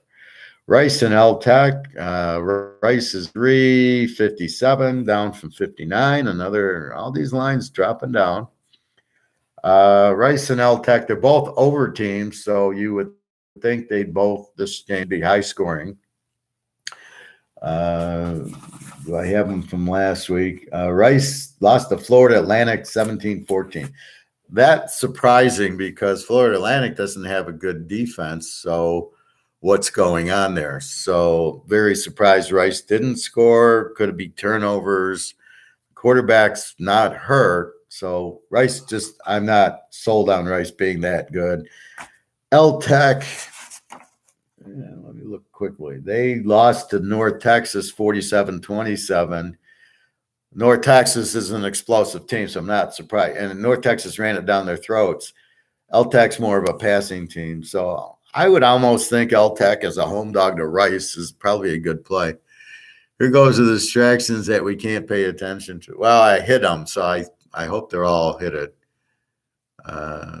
Yeah, they're all deleted or whatever. There's a little button I have on the side that says hide message from this user. So I just, when I see this, but it takes a second to click on it and then hide it. So I don't think you see them anymore. They say they're all deleted. Yeah, message deleted by me. So you shouldn't see them. Okay. Next, West Virginia and Texas Tech. Texas Tech is 6.5 and 65, down from 68. Well, I'm a little confused. Watching the West Virginia Baylor game, West Virginia looked really good. Now, they were at home on a Friday night, and they're going to play a little emotional. Now they go to Texas Tech. How are they in Texas? I know when the Texas teams come to West Virginia, they play really well, but how are they at? So it was a pretty emotional win for them, putting up 43 on Baylor, but they gave Baylor 40 and the quarterback got knocked out. So I don't think West Virginia, I got both as overs. Texas Tech's got some injury problems. They did beat Texas 35-31, something like that. It was in the 30. It was a 66. So if I'm really worried that Texas Tech's gonna bury them, then I go over. Like Kansas, I'm a little bit afraid of Baylor blowing out Kansas, so I'm more tempted to go over. That's what creates the over. Is I'm worried the team won't win, but I know they're explosive, and Kansas has proven enough by the TCU, the Iowa State game, now Oklahoma, that they can move on anybody. So I'm very confident Kansas will score. Baylor puts up 40 on this West Virginia, who's really a weak team, but they're almost the same as Kansas. So that's kind of how I'm analyzing it. That's it, okay. Yeah, I try to be very, very direct, but talk at a level that people understand. I hate when these people talk at a level that nobody understands. It means they don't know what they're talking about. There's a Gold guy who does that. And he talks this high technical language. Now I'm an economist with a master's degree, and I go, what the fuck are you talking about? He's just talking gibberish because he can't give you an answer. He doesn't know how to relate. It's a terrible communicator. And he shouldn't be doing videos because nobody knows what the fuck he's talking about. So anyway, how do you teach if you can't communicate to the students? You can't teach. All right. So where are we at? West Virginia. I don't know. I don't know why the spread's jumping. I'll check injuries. I'm not worried about weather at Texas Tech. So now is this an over? Why did the over drop? So basically, maybe a West Virginia guy got injured because the money went on Texas Tech and the over went down. So maybe the quarterback's hurt or an ace running back. So I got to check that out. I do think I like the game over initially, especially down to 65. If I don't see injuries, then we're going to go over with the game. UCLA, Oregon, that's our free pick today. We've got Oregon 6.5, down from 7. And 71 as the over. So I like this game two ways. The free pick is over. I also like UCLA in 12.5. They beat Utah and they beat Washington. Washington to me is the same as Oregon. Very explosive team, not great defense. UCLA has the balance with Dorian Thompson-Robinson and the guy from Michigan, the running back, that if you just load up the pass and blitz them, they're going to run the ball on you. So very balanced offense, which means you're not going to stop them. They're a very live dog or the over. Oregon will put up their 45, 50 points, and UCLA will be right with them. I can even see a 44-41 UCLA win. I'm not afraid at Oregon UCLA can't win. They beat Utah and they beat Washington, and they beat Utah pretty good, 42-32, who I know is a better team than Oregon. Oregon's just explosive, and really it's Bo Nix running, which makes no sense. So free pick, take this game over, absolutely. 71-65, it'll be an 80-point game. They've already played 2 80-point games with Washington and with Utah. Nix, I like rising the Utah quarterback better, but I still think this will be a high-scoring game. I was hoping to get it in mid-60s like last week's USC-Utah game, but, I'm not worried about 65, 60. I got it in at 64. I'm not too worried about it. Florida International, Charlotte. Where's that? Okay, I got Charlotte 14.5, 63.5. Charlotte 14. So that went up a little bit. And then 63.5. Now this went the other way. This went from 59 to 63. So where all the other games are going down, this one jumps up. Like you said, ND is hard to figure out for me, but I will not fade and listen. Great example, Green Bay. Yeah, but UNLV's quarterback's out, and what was making UNLV a good team was their quarterback. They were scoring a lot of points. Well, they're not anymore. If we look at last week's Vegas game, they played Air Force and lost 42-7. That's where I'm getting it from. So all of a sudden, they got 7 points on Air Force, and they gave up 42. Notre Dame will get enough points being at home. This is where Notre Dame really likes to rub it in. They're a home favorite to a weak Vegas. They want to show their fans and have the leprechauns jump all around. So that's kind of why I said it. So here, Florida International next to so UMass is 132. Florida International is 131. These is like the worst teams in college. Now, Charlotte is no good team either, but they got Reynolds. So they got a quarterback who should light it up. You're laying 14.5. You can go down to 8.5. So the question is, do you go over in the game? But does Florida International score? No. Let's look at what did Florida International do last week. They got who beat them? They played UTSA to a 30-10 game. So they didn't score, and they got 10 points. So they're not going to score on Charlotte. And then it's how much does Charlotte get here? Only laying 14.5. So you lay 8.5 with Charlotte. Again, Reynolds is playing.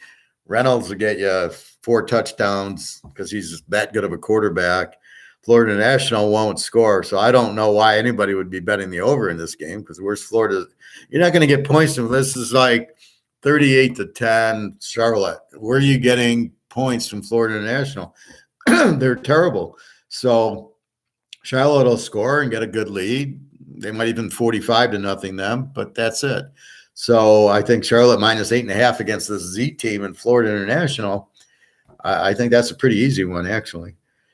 Old D and Georgia Southern. We got 2.5 for Old D, down from 3. Old D's Old Dominion. They're in Virginia. And a 67. That line hasn't moved. Georgia Southern just beat James Madison. They beat Nebraska. They're for real. They can score. Old D was an under team until last week. They bring out a running back who ran for 300 freaking yards. Old D last week beat a very good – who did they beat? They beat my Coastal Carolina team. They beat Coastal Carolina 49-21. Now, Old D's is a low-scoring game. I was like, what the fuck happened here? 49-21 against Coastal Carolina is not bad. And they looked at the box score, and the guy ran for 353 yards or something like that. I'm like, so now you've got this awesome running back against my Georgia Southern passing attack, but they're pretty balanced too. They pass a lot more, but they are explosive offense. Now, they lost to Georgia State, but it was a high-scoring game. Last week against James Madison, the score was really high-scoring. It was 45-38 Georgia Southern. Now, James Madison's a good team. They're an A team, and they put up 45 on them. So I look for Georgia Southern to score a lot on Old D, who's got a good defense. But Old D is going to run the ball with this new guy who's going to run for 300 yards. So this is where you need to make the adjustment on the fly. This is not the same Old D, no offense. Otherwise, this would be a lock. Georgia Southern getting 8.5 would be a lock against a weak offense, but that's not what you have. So reading the box score, they bring in this new runner. Either he was injured and he came, or he's sitting on the bench and the coach says, hey, Joe, come on out and play. And the guy does a Barry Sanders. We don't know what we got with Old D. This is probably, I don't know, it's a high over at 67 with Old D. Are they going to do this consistently? We don't know. We just got to be careful. It's not as easy. But when you got a superstar running back, which maybe Old D has, he'll just run it down your throat. You can't stop him, right? The quarterback can throw some interceptions. The running back, if you can't stop him, you can't stop him. You couldn't stop Barry Sanders. You can't stop a strong running back. So I got to watch this game. My initial advice is just to bet Georgia Southern over most of the time because, they score. But I'm scared of this running back. So until we see that, now if he does another 350, we're betting Old D for a while. If he doesn't, then it was a fluke. But Coastal Carolina is a good team. They're not – you didn't do it against UMass or Florida International is what I'm saying. So I'm going to watch this game. This is a game to just keep your eye on this running back. I don't know his name. Just you'll see it in the box score. I don't know if he runs for another 300 yards. Georgia Southern doesn't have a great defense. It's probably an over game. So if you're going to play over, but my advice is to watch. Derek, I agree. Chip Kelly team seems to be very different this year. Love the picks. Yeah, they're a very live dog. I was surprised. My line on the game was UCLA -3. They beat Utah. They beat Washington, granted at home, but not like they can't go on the road. So, yeah, I love the quarterback, and Zach Charbonnet is the running back. So they got that 1-2 punch, and Robinson runs. He's a good pass. Now, he's what I like versus Lamar Jackson. So we get back to this, that he's a good quarterback who can run versus a quarterback who runs, you can't throw. And that's kind of the difference. Todd, got to give the professor some respect because since turning in, you've helped me, Fascio, become a better teaser investor. Thank you, Todd.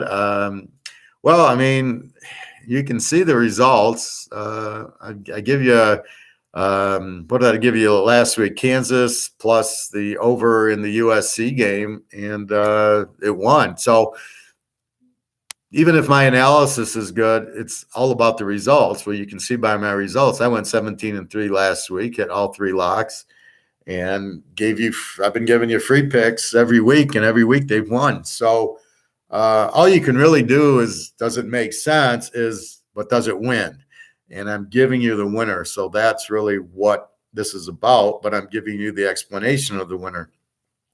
Unlike our Warren Buffett guy who can't explain why it goes up and why it goes down, he can just shout out, oh, it's done this and it's done that, but he doesn't know why. I give you the why, and that's the big difference. So thank you, Todd.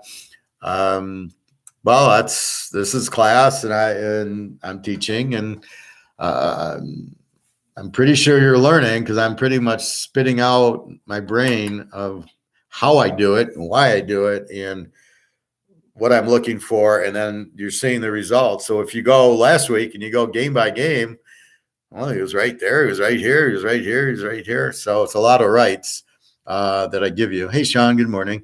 Coastal didn't look good at all, especially defense. The entire team seemed off.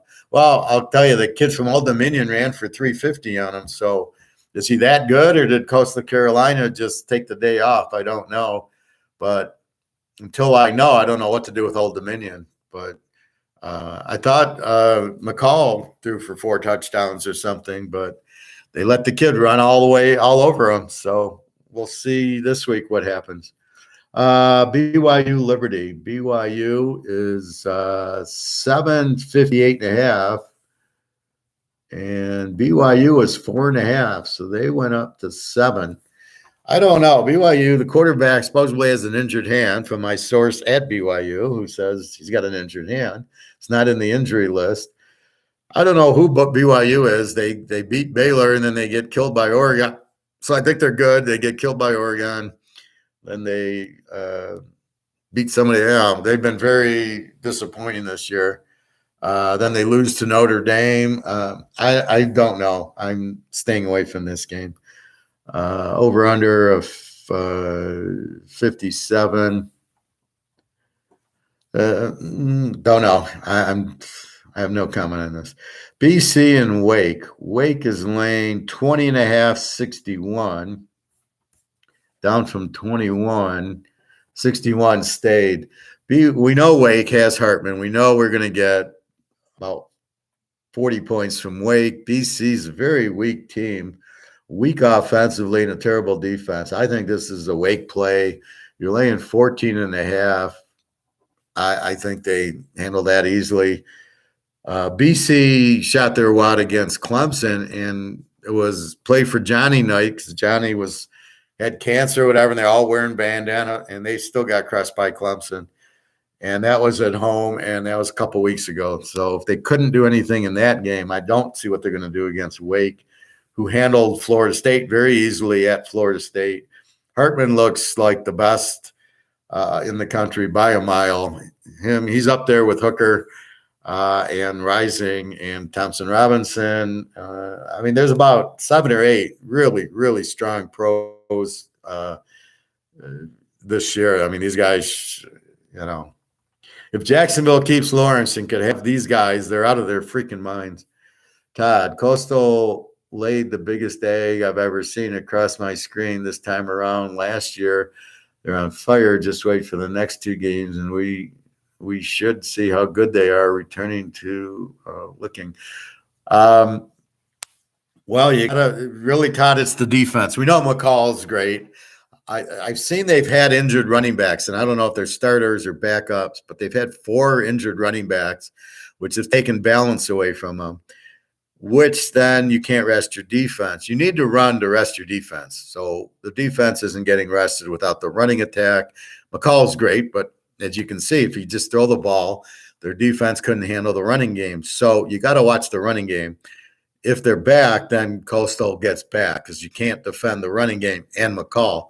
And then their defense rests, so their defense gets better. So we'll see, but stay away from Coastal until they get better. Benila Howard, my comment keeps getting deleted for some reason. I can read this one. What's your other comment? I haven't deleted you, as you can see. I would never do that. I just delete this bullshit. That's the adult dating sites and crap like the advertising. But no, I mean, I see that. So try it again, Bobby. Not sure, but I do see that one. So sometimes if you swear, if you say fuck or something, it will not, it'll say show or hide or show. And then I usually show it. Okay, it's cool. I was asking a silver question. Go ahead.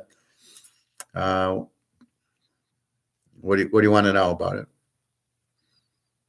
All right, I'll wait for the comment. All right, so Wake, we like they should handle BC because we got the court. We got Hartman playing, and that's the difference. Vegas had a good quarterback, and then he's hurt. Okay, that was the key. That's why Vegas got good. Kansas is okay without their quarterback because their backup it's a system thing. They got a great tight end, Fairchild, and they just drive you down, and they have a very good offense set up that they're fine. So they don't need, it's not the quarterback, it's the system. That's good. So we don't need the quarterback. But at this stage, you do it with Vegas, it's clearly the quarterback, as you do at Wake, as you do at some of these other schools, it's totally the quarterback that makes Rising at Utah. Before him, they sucked. Rising comes in, Van Dyke comes in. That's why I'm high on him. They weren't doing this without these guys. Then they come in, and all of a sudden they're explosive. So that's what I saw. I like Wake there. North Texas, UTSA. We've got, where are they? UTSA 10. It's been 10 and up to 72. Poor UTSA keeps getting the 72 over under. Makes it really hard to play them over. North Texas, extremely explosive. As I just got done saying, they beat LTech 47-27. So they played a 74 with LTech, and UTSA's got a better offense with Frank Harris, although they don't have the running back. The Raiders are sitting them out as they go 1-5 instead of playing them. Very strong team. Should be a high scoring game. Do you want to lay 66? It's a tough call. Maybe in this game, but does UTSA, are they both going to score? Because the problem is when you get into the 60s, if it's close, you'll get over because the other team drives and scores and you got to drive and score. The problem with the over-unders are two things. One, if it's a blowout, so if it's 52-0, you're not going to get the over because the other team can't score. The team with 52 starts to relax. The second thing is going for these stupid fourth downs or turnover. I'll call it a turnover or turnovers if they're at the opponent's inside the 20 because you've driven down, you've eaten the clock, and you get nothing out of it. And then the other team starts from their 10 or 20, and they're going to go run 9 minutes off the clock trying to drive back. That's why the overs don't work with these stupid fourth downs that don't work or the turnovers. Now, if you get lucky, you get a pick six or you get a fumble strip sack, that's good for the over. But these fourth downs at the 20-yard line, they don't get them. Demoralize the team, and it really hurts the over. As we saw in the KC Buffalo game, that should have easily went over 3 times at the 10, and they go for it on fourth down and don't make it. That killed you. Bobby, not that I'm worried about a little downslide as that's part of investing, but just want to make sure I am checking it right for future reference. I don't understand your question. Silver? Silver is going to go to 2,000 an ounce. So what is the question? The key is the BRICS countries, Russia, China, India, Saudi Arabia, South Africa, are all backing. It's in the comment above it. I was asking a silver question. Okay. Well, I like Wake because of Hartman. If Hartman wasn't playing, I wouldn't like him, but Hartman's going to light him up. Bobby, yeah. The downside is that's part of. Well, it's already down. So if you're wondering about it down, it's down. It should be at least $1,000 an ounce now. You're buying it for. You just bought that 10 ouncer for $23 an ounce. That's down. You're buying it at like, okay, so let's do a comparison. It's like Ohio State, Iowa even is where silver is. It's now 29. Okay, that's where silver is.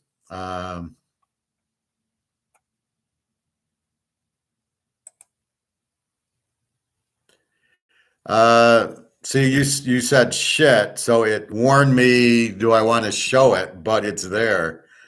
YouTube is deleting my actual question. I wonder why they're doing it. Or maybe you're just not entering it. I don't know. But I'm seeing these, so they're fine. But that's what silver is. It's extremely low. Oh, no, don't worry about it, Bobby. It's extremely low now. So you've got nowhere to go. It's at bottom. It can only go up. And it's not at a real price. It's at an artificially fixed price. So once it breaks, which is done, COMEX is broken. Once it goes to normal. So they're holding, picture a ball being held underwater. That's silver right now, and that's gold. Well, once they take their hand off of it, the ball shoots up. And we're underwater right now. So you can't go down any more than you are. And again, stop watching COMEX. It's not real. So you can only go now. When it's 2000, there might be some profit taking, but it's already profit taken. It's as low as you're ever going to see it. And at 23, and all I can say is go buy another 500-600 ounces of it. That's all I can say is go buy as much as you can now because you're not going to see it at this price soon. All right. So we talked Wake, UT. All right. So we know how good Frank Harris is. We know how good UTSA is, North Texas. Both explosive teams, 70 up to 72. It's an over game. I wouldn't want to bet it under. UTSA's -10. Maybe you take North Texas at 16 because there's certainly a explosive team. as is UTSA. So if you think it'll be a close game, you can take the 16. The only way I could play it is over. It's a little high at 72, so I probably won't play it, but maybe I will. But again, it's hard because the team with the lead tends to want to run the ball at the end and won't score again. And if you didn't get there, so the beauty of the USC Utah over, even though that was only 63, so we're over 57, and it was 49 at halftime, but it was 28-21, then it was 28 all, 35-28, 35 all. So it was a game, so they had to keep scoring, and that was neither team could stop each other. That's what you want. That's how you get the over. Same thing with UCLA, Utah, and UCLA, Washington. Those were all walkovers, and it was just, but they were fairly close games. All right. Actually, UCLA was killing Washington. They got a few late touchdowns just because they have a good offense. But see, the guy from Fresno State who came over as the coach of Washington is an offensive coach. That's why Carson Strong, no, he was Nevada. That's why they always have good quarterbacks at Fresno. And that's why Haener is so good. But when he moved to Washington, now Washington, which used to be a defensive team, is now an offensive team. So you got to watch the coach, what he does.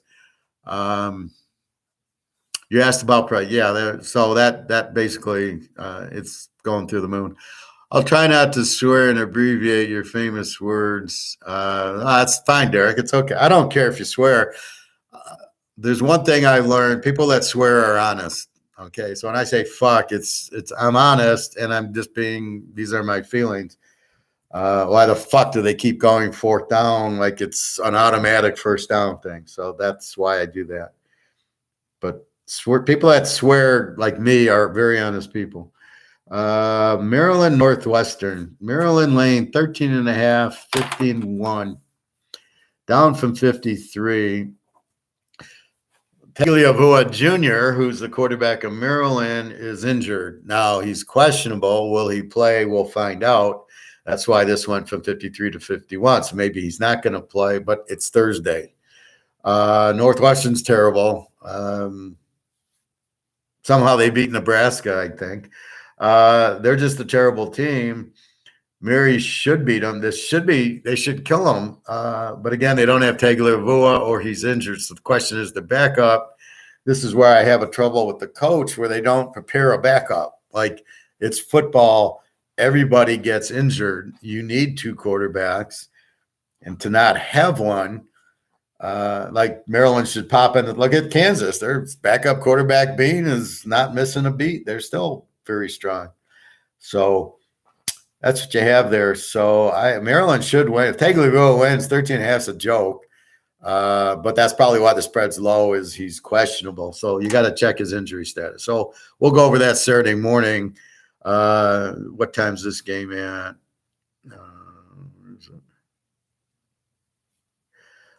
This game's at 3:30. So we'll do the show at, I'll try to do it like 10:30.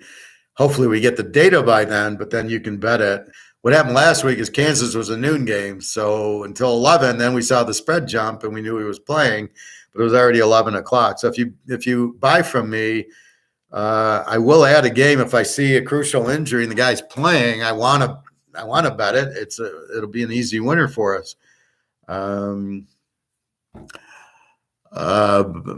I wonder why TCU line is so low this week, because they're wrong. There's no injury that I know of. I think, who's TCU playing? TCU's playing Kansas State. I think because TCU they struggled a little bit against Oak State. They kicked a lot of field goals. Kansas State. I see it. So against Oak State, it was 30-13, 30-16, 30-23, 30-30, and we go to overtime. So they struggled a little bit against the two deep zone that Oak State was playing, and Oak State scored a lot. So TCU doesn't look as good, even though they still won the game. Kansas State, good defense, runs the ball. I think TCU wins by 14 points easy. TCU is very explosive. They'll make explosive plays. They got a very good offensive coach. So I see TCU. I don't think Kansas State. I certainly don't like the Nebraska quarterback. He'll give me 2 or 3 interceptions Saturday. And they got Deuce, whatever Deuce's last name is, the running back. So I'm TCU. I'll key that. TCU beat Kansas. So they beat Oak State. It's a bad line. Maybe they think they'll be flat after the Oak State game, but okay, regulation it was 30-30. They're going to put up 30 points on K-State. So I don't understand it either. All I know is I'm betting TCU when we get there. James Madison and Marshall. James Madison is 12-50. That one from 55-50. I have the game as an under. James Madison just lost last week. They're going to be a little pissed. Marshall, how good or bad are they? I don't see an injury to the quarterback or anything. I don't know how good is James Madison, but I think James Madison, I don't think Marshall's that strong. They're a B team. I think it was an under at 55 because both teams have good defenses, but I think James Madison can win by a touchdown. I don't think that's an issue. K-State is I mean, they beat Oklahoma, but as you see, Oklahoma has no defense at all. So beating Oklahoma doesn't really help you here. Let's see them beat Oak State and let's see them beat Baylor. Then we'll talk. Even Texas looks good. I don't think they played Texas yet. So we'll talk about that. But no, I like that. Miami of Ohio Western. Miami of Ohio is 6.5, 44, up from 6, and then the 46 down to 44. I like the game under. As I said, Miami of Ohio, very good defense. Their quarterback's injured. He's out for the year, so they're playing low-scoring games. Western lost to Eastern by like 30 points. So Western's really bad. I like Miami of Ohio to win, and I like the game under. So I think Miami of Ohio, even with a good defense, beats a bad Western Michigan team. This is a very bad team. Memphis Tulane, we got Tulane -7 and 56.5. This is Tulane's a very strong team. They're an A team. It's Tulane, so nobody knows Tulane. They're a very strong team. Memphis, we know, can score. They always have a good quarterback. They always score a lot. Over 7 and 56.5. I like the game over because I think Tulane scores. Memphis should score on them. This is a case where Tulane's got a good defense, but let's go look through Tulane's schedule and see when they played better teams. I don't want to. Okay, against here's a perfect example. They play South Florida 45-31. How strong is that D? So definitely we're going to start Memphis.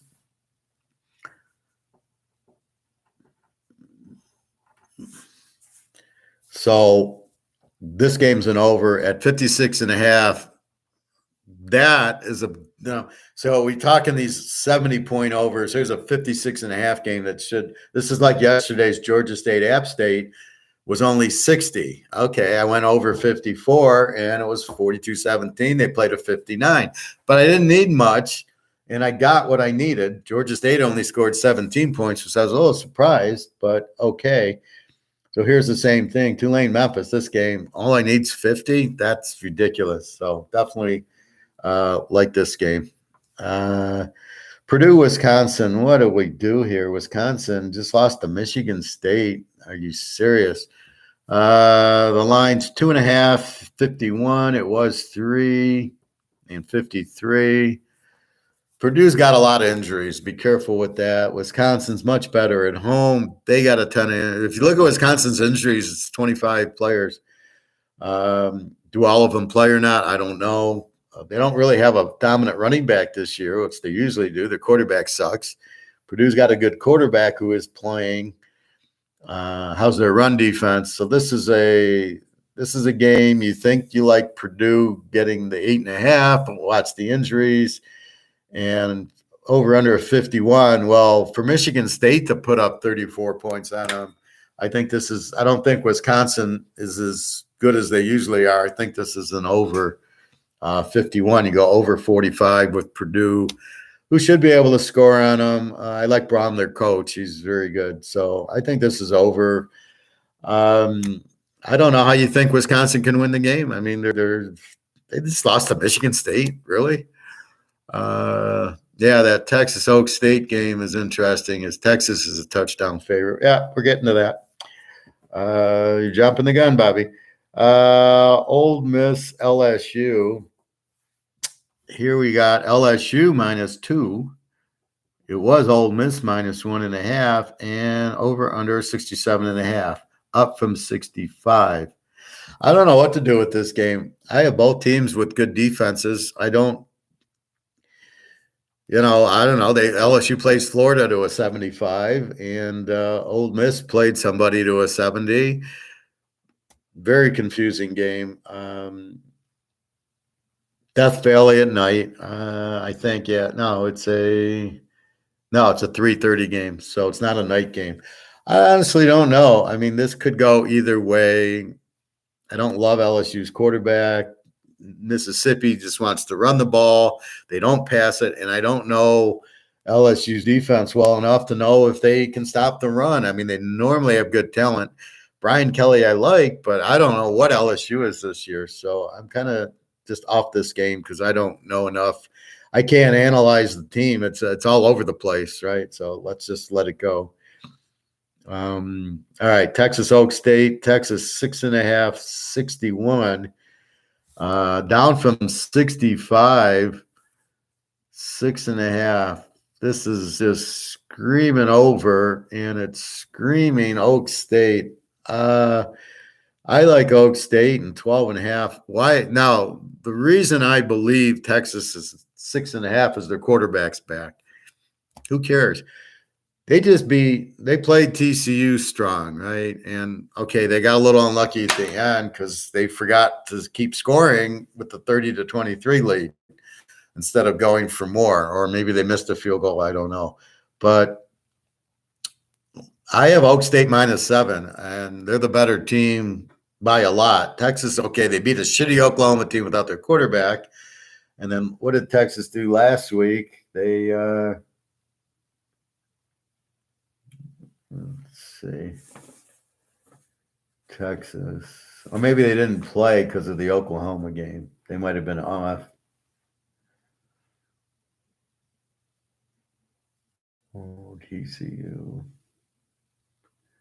Oh, they played Iowa State 24-21. So you beat Iowa State 24-21 at home, and you're going to play Oak State and give them 7 at Oak State, and I don't see an injury. The only thing I see is a wide receiver for Oak State out with a hurt hand, but he's been out for a few weeks. And is he the superstar receiver? I don't think. I think they have plenty. I think it's Spencer Sanders. I think this is absolutely the wrong spread. Now, if I was one of these idiotic Vegas guys, I'd say, oh, this smells funny. I'm taking Texas because they should be the dog in the game and they're favored. There must be a reason they're favored. This could be one of the worst spreads I've ever seen. Again, you got a 14-point. Instead of taking Oak State -1, we get 13, 12.5 points. Absolutely take Oak State. This is a joke. Now that the over's down to 61, this is almost an over game also because you're not going to stop Oak State. They're going to get their 30. The question is, will Texas will probably get their 30. But you can't look at the Oklahoma game because they don't have a D. Everybody scores 50 on Oklahoma. So then you go to this Iowa State game. It's 24-21. So Texas is not explosive, but this shows you how good the Iowa State defense is. They held Kansas to 14. And now they held Texas to 24. We were all over Iowa State last week. We had them under, and I wish I had played them instead of San Jose State. Really pisses me off. But anyway, because that would have been the 10. That would have been 10 for 10, and I would have made a lot of money. Anyway, so Oak State here getting points is absolutely a joke. I assume it's the Texas quarterback, but TCU's got a better team than Texas, so I'm not really worried about that. Oak State off of a loss at home. If the game was at Texas, maybe I'd worry. And this should be the spread if it was at Texas, but at Oak State, again, I don't see an injury.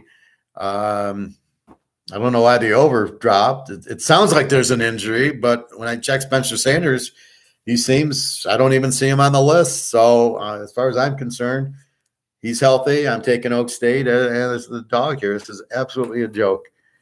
Florida Atlantic and UTEP. Florida Atlantic.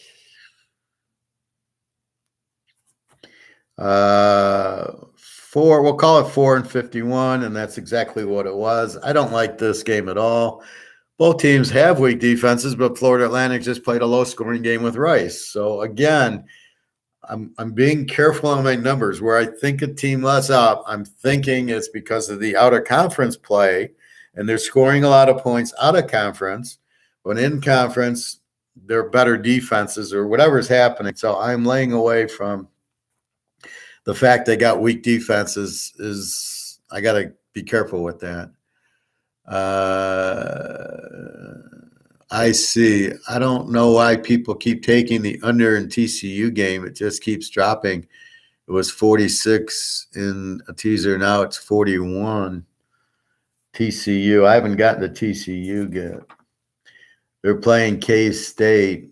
I don't know. I got 59. So I gotta let me quickly see if that is still 59. I got 55, so it has dropped 4 points. Well, part of the reason is Kansas State's a defensive team. They don't really score a lot. Part of it, I'm seeing a lot of these games drop 3 or 4 points, and there's really no reason for it. So I'll get back to it, but I don't see that low. I see 59, unless you're doing a 10-point teaser or whatever. All right, where are we? All right, Missouri and Vanderbilt. Missouri is down to 13.5 from 15, and 50.5, 51. So there you go, another one down from 55 to 50.5. Vanderbilt's terrible. They're a Z team. They played 2 good teams, Alabama 55-3 and Georgia 55-0. So against real good teams, they don't show up. Missouri's got a good defense as they held Georgia down pretty good. They've been playing more defensive games, so I could see why the under's dropping. Missouri 13.5. I mean, I think Missouri minus 7.5 might be okay. But I don't know. Vanderbilt's got a weak offense, even though they've scored points, but it was against Hawaii and some Division II team. So against real teams, I don't think they'll do much damage here. So I like Missouri minus 7.5 here. Hawaii, Colorado State. Colorado State is 5.5, 46, was 47. Everything seems to be dropping under. Again, it's probably an algorithm or some bullshit like that. I question that somebody bet $5 million that on the under and the under went down. I don't believe that. I think they're just fucking around with it and lowering it. Not from the betting, but from statistics or something. So we got, where am I?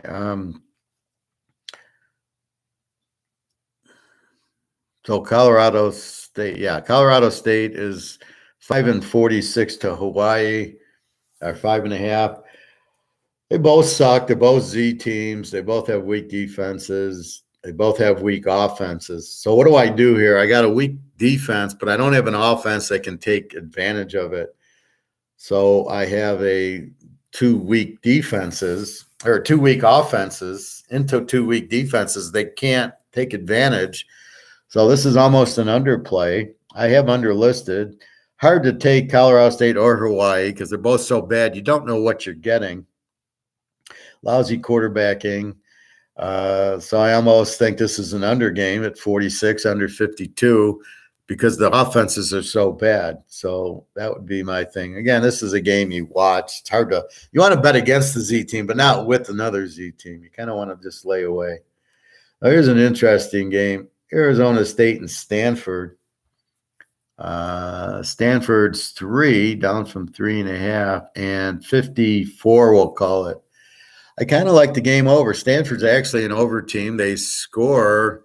They give up a lot of points because they played like the Washingtons and the Oregons and the high flying teams. They are in the north, so they're going to play Oregon, Washington. They don't necessarily. They're playing Arizona State, not UCLA or Utah. Arizona State can score. Their quarterback's okay. They fired their coach. So they've been a high. I look at this game as a very low total of 54 to go over 48. I just think that they can score. Arizona State killed somebody last week.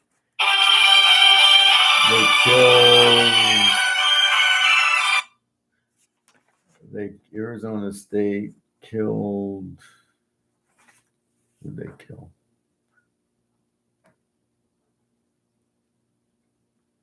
Hello. I saw they killed somebody.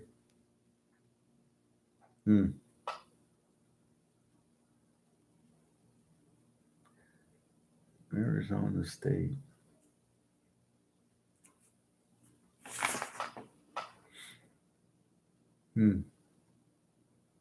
No, I don't see. It must have been the week before. Anyway, they had a big win. They put up a lot of points.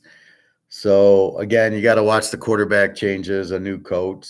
So, I think this is a higher scoring game than if we tease it to 48. Stanford's okay. They don't have much of a defense. So, I think that's what you got here. Southern Miss, Texas State. We got Southern Miss up from 1.5 to 2.5 and over under 43.5 down from 45. Keep in mind, my line was the Monday line. So this way we can see what's going on during the week. And that's why I bet these games Monday is if I know what's going to happen. So if I see a good line on a game that I know I want, and then I verify injury, I bet it then. So I don't have to lay 69 if I can lay 65. So what do we got here? Southern Miss is an even team. Score in the mid-20s, give up mid-20s. Texas State is an under team. So you get all these Texas schools.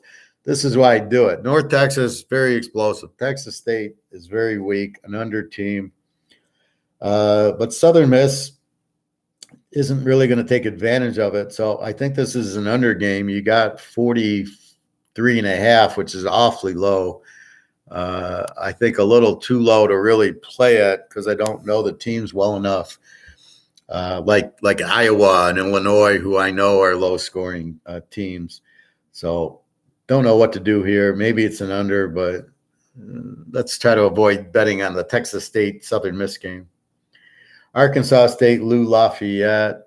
Arkansas State, Lou Lafayette's -7, over under 52, 51.5. I'm a little surprised. Ark State can score on you. Lou Lafayette lost to Lou Monroe. So I kind of like Ark State just as the more explosive team with 13 points. Maybe they'll win, but I don't see Lou Lafayette blowing them out. They got a weak offense. This is the weak favorite that I talk about. So you got Lou Lafayette, doesn't score a lot, and you got Ark State, who scores a ton. So as long as I don't see an injury State's quarterback, Ark State in 13 is definitely the play here. So that's what you're looking for. You want to bet against weak favorites. Weak favorites don't score much. That's why they're weak favorites versus, bad,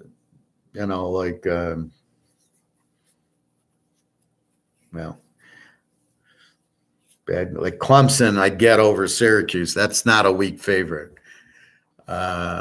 Jesus. So if I block them, how do they come back?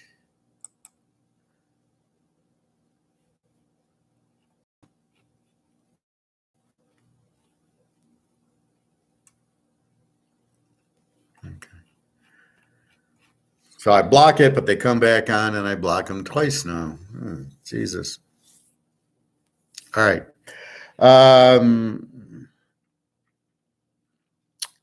Where are we at? This is why I hate those interruptions. Okay, Arkstat, Lou Lafayette. So we like Ark State as the dog. San Jose State, New Mexico State. San Jose State let us down badly last week, 41-43 or 21-43 against the Z team, New Mexico State. New Mexico State did beat New Mexico 21-7. New Mexico is a strong under with no offense, so they got 21 on it. San Jose State. Now here's where you gotta they cost me 2 10-team teasers. So you've got to get emotion out of it. Are they a good player or not? I got them as an under team. So I think this is an underplay because New Mexico State won't score on them. San Jose State, who I thought was better, obviously plays Fresno to a 17-10 game that lost to Connecticut, that Fresno without their quarterback. So I think the only way you can play this is under. It's 43, you go under 49. But again, I'm got to stay away from San Jose State especially in this game. I don't have the confidence they're going to kill New Mexico State. Fresno and New Mexico. Fresno went from 13-10 and 40.5 from 42. This is an under game. New Mexico, very strong defense and no offense. And Fresno State, without their quarterback, has no offense. So this should be very low scoring. Go under the 46. All right. Boise and the Air Force. Boise lane or Air Force lane, 2.5. Down from 4 and 47.5. 48. I'm going to leave that alone. Air Force is much the better team here. Both teams have good defenses. I think it's an under 48, so it's under 54. I don't know. To bet Air Force to win the game, I don't really have that much confidence, although they are the better team. Boise just doesn't look good this year, but I think under is a better play at 54. I don't see where Boise doesn't score anymore and it has a decent defense. But they'll probably know how to defense Air Force, so that's what worries me. So take the under in the game. Alabama. What do we do with Alabama? 21-60, down from 62. Alabama. Obviously, do they really have an under defense after giving up 250 points to Tennessee? Yeah, they're going to be pissed that they lost. Mississippi State has the same passing attack as Tennessee does. So we got a matchup problem with Alabama, right? Looking at the game the last 5 years, or since Mike Leach has been there, Alabama's held them pretty good. I think last year Mississippi State put up 20 points or something, but mostly they've been 59-0. This year, Mississippi State looks much stronger, but I'm confused by them. They go ahead and they beat Texas A&M 42-14. Texas A&M got a great defense. Alabama only got 24 on them. How does Mississippi State do that? And then last week, they played Kentucky and lose 27-17. How does that happen? So what the fuck's going on with Mississippi State? You blow out A&M and you lose and don't score against Kentucky. Now, I love Kentucky. They're a very good team. Levis played. They got the win. I went over on the game, and all I needed was 41. So I got the win over 41 with the 44. I was expecting Mississippi State to score more as they put up 40 on A&M. I'm going, well, hell, how's Kentucky going to stop them? So now you go to Alabama, and Alabama off of a loss, and we know they're going to be pissed off, and we know they can light up Mississippi State. They're going to put up a 40. The question is, what is Mississippi State? Now, I have no thought of taking Mississippi State in 27. It's just, do I go over or not? Well, maybe I have a little thought on Alabama minus 15 if I think Mississippi State won't score. And that becomes the question. Does Mississippi State score in the game to go over, or is Alabama going to do a 55-0 on them? And then you lay the 15. And that is the question with the other game. It's always the question, what will the other team do? Now, Mississippi State proved against A&M they can score, and then what happened with Kentucky? So I think I got to go watch that game to figure out what the hell is going on. Sam, so is this an app hotel room, or is that your home that you're at there? Does it look like a hotel room? If this is a hotel, this is the strangest looking hotel I've ever seen. So no, it's not a hotel. Why is that a question for you, Sam? Derek, it's a fire drill that's false, messing with our class now. Let's continue. Fire drill? Okay. Anyway, yeah, so what do you do with Alabama? I mean, now for sure they're going to score 40 or more against Mississippi. There's no question. So I don't know. I mean, the Mississippi State team that played A&M they're going to go way over 60. Mississippi State team that played Kentucky won't. And this is the problem with football. Now, Alabama's the piss team here, not Mississippi State. I mean, at best, can they upset Alabama? But does the matchup bother Alabama? Because Tennessee just exposed them, right? You can throw the ball deep, you can beat them. And Will Rogers is a very good quarterback. He's got very good stats. So that's not your problem, is they have a good quarterback who has just seen how to beat Alabama. So Mike Leach, great offensive mind. I think Mike Leach, I don't know what the score is. I'm saying Alabama's in the 40s, but I think Ole Miss can get you 20. So I think it's like 45-20. I just can't imagine Old Mississippi State not scoring points in this type of game, right? I can't fathom that they get shut out here. Not after Tennessee showed you their weakness. And let's look at Alabama. They barely beat Texas, and then they go ahead and barely beat A&M, two strong defensive teams, although we don't know if Texas is a strong defensive team. But two teams they barely beat, and then Tennessee just shows you how to beat them. Just that quarterback's fantastic, Hooker. So I don't know. I think this is an overplay because I think Alabama definitely gets in the 40s. Mississippi State, like I said, LSU, I think, buried them in week 2 or week 3. LSU put up a bunch. I don't think Mississippi State's as good on the road. So I think that it's definitely an over. I think over is the way to play this. Bobby, Sam is a great example for why people can't get over the hump. Because instead of asking legit questions and learning, they rather spend time asking questions it's not even none of their business. Is it relevant to football?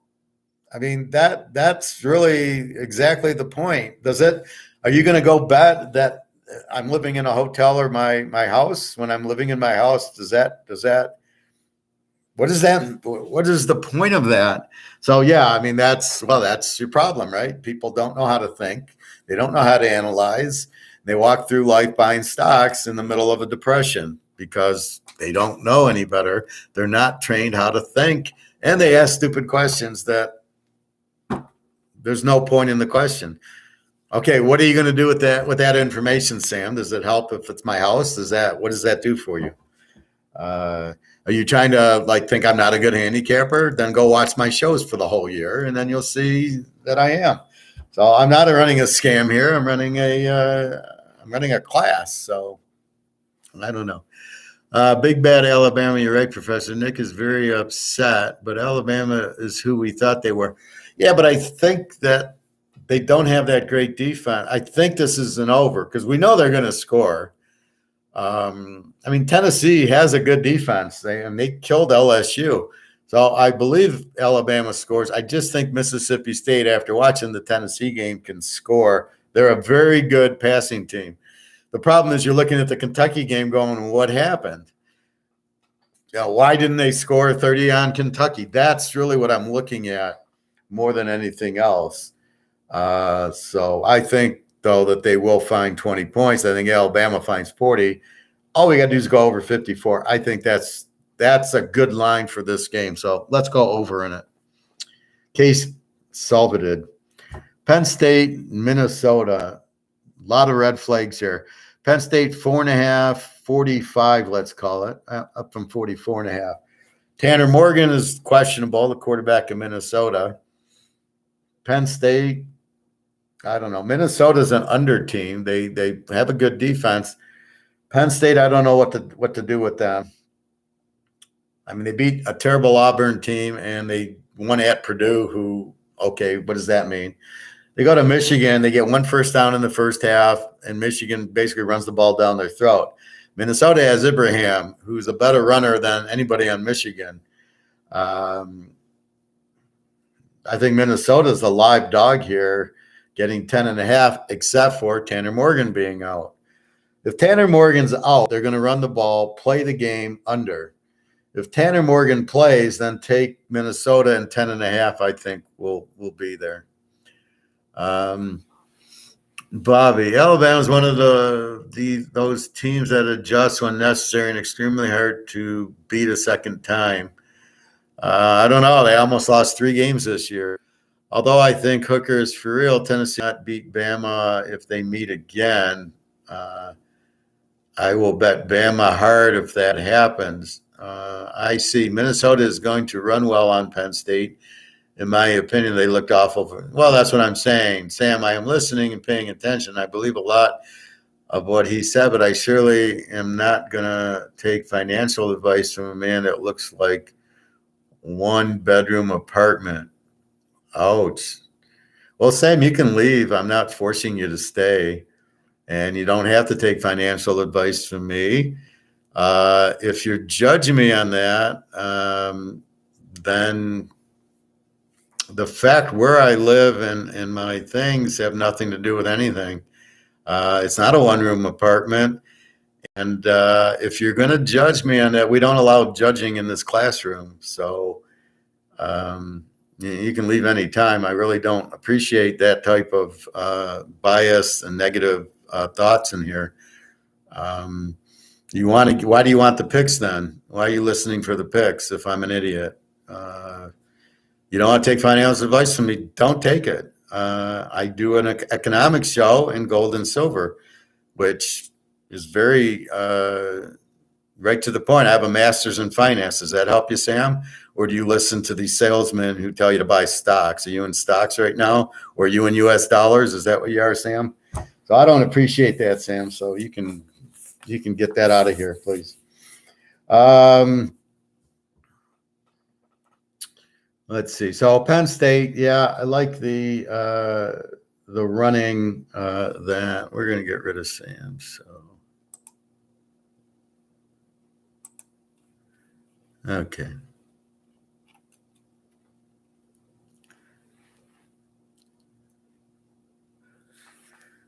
All right. So we won't be seeing from Sam anymore. A&M, South Carolina.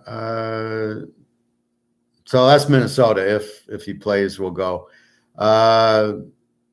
SC, A&M, or South Carolina, A&M. A&M -3, over under 45. I kind of like the under in this game. A&M, their offense sucks. They have a good running back, but I think the quarterback's terrible. South Carolina, I don't like Rattler, so it's a very strong under game. And basically, I don't trust A&M to win. I don't think South Carolina can win, but I think 45, I think we can go under there. I think that's a pretty good play, under 51. I don't know where the point. They played Alabama 24-20. So let's go there. So let's go under in the A&M game. UCF, ECU. UCF -5 in 64. This, I think, is a high-scoring game. UCF, they have Plumlee, the quarterback from Mississippi, is the quarterback now at UCF. Took them a while, but they're really scoring. East Carr, we know, can score.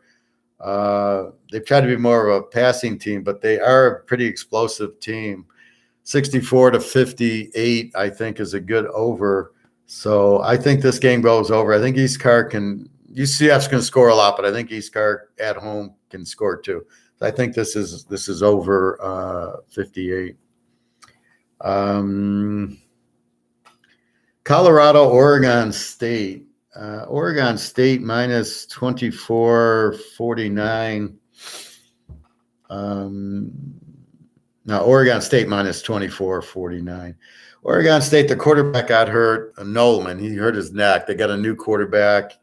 They beat Washington State, which is a good defensive team, 24-10. That was my lock under last week. Oregon State minus 24. Colorado's terrible, but I don't know how good Oregon State's quarterback is. So I really like this game under at 50. I think you go under 56. I think that's the way to play the game because I don't think Colorado will score on this Oregon State defense. Remember, they played USC 17-13 when USC's lighting it up, and they just played Washington State to 24-10. So this is definitely a low-scoring game. Colorado should get shut out here. Oregon State might get 30, and that'll be about it. Okay, K-State, TCU. TCU 3.5, 54. And again, the question asked, why is it so low? It's a bad line, basically. TCU is 3.5. I have the game TCU minus 10. K-State, good defense, but I don't think it's better than Oak State's defense. Just because Oak State scores a lot of points doesn't mean they don't have a good defense. When you play Baylor and you beat them 36-25, and then you but I don't know if they played Kansas. TCU played Kansas, but I think TCU beating Kansas is more appropriate here than playing Kansas State. I think TCU has scores. I think K-State only runs, and I think TCU, with their coach, is a very explosive offense. And you're getting 2.5. This is all TCU. This spread's absolutely wrong. Let's make this our second free play. So this will be our free play with the UCLA over. Let's go TCU plus 2.5. So I kicked Sam out. That's not appreciated, and I don't. This is the problem with kids now. I bet this is a young kid trying to judge me based on appearance,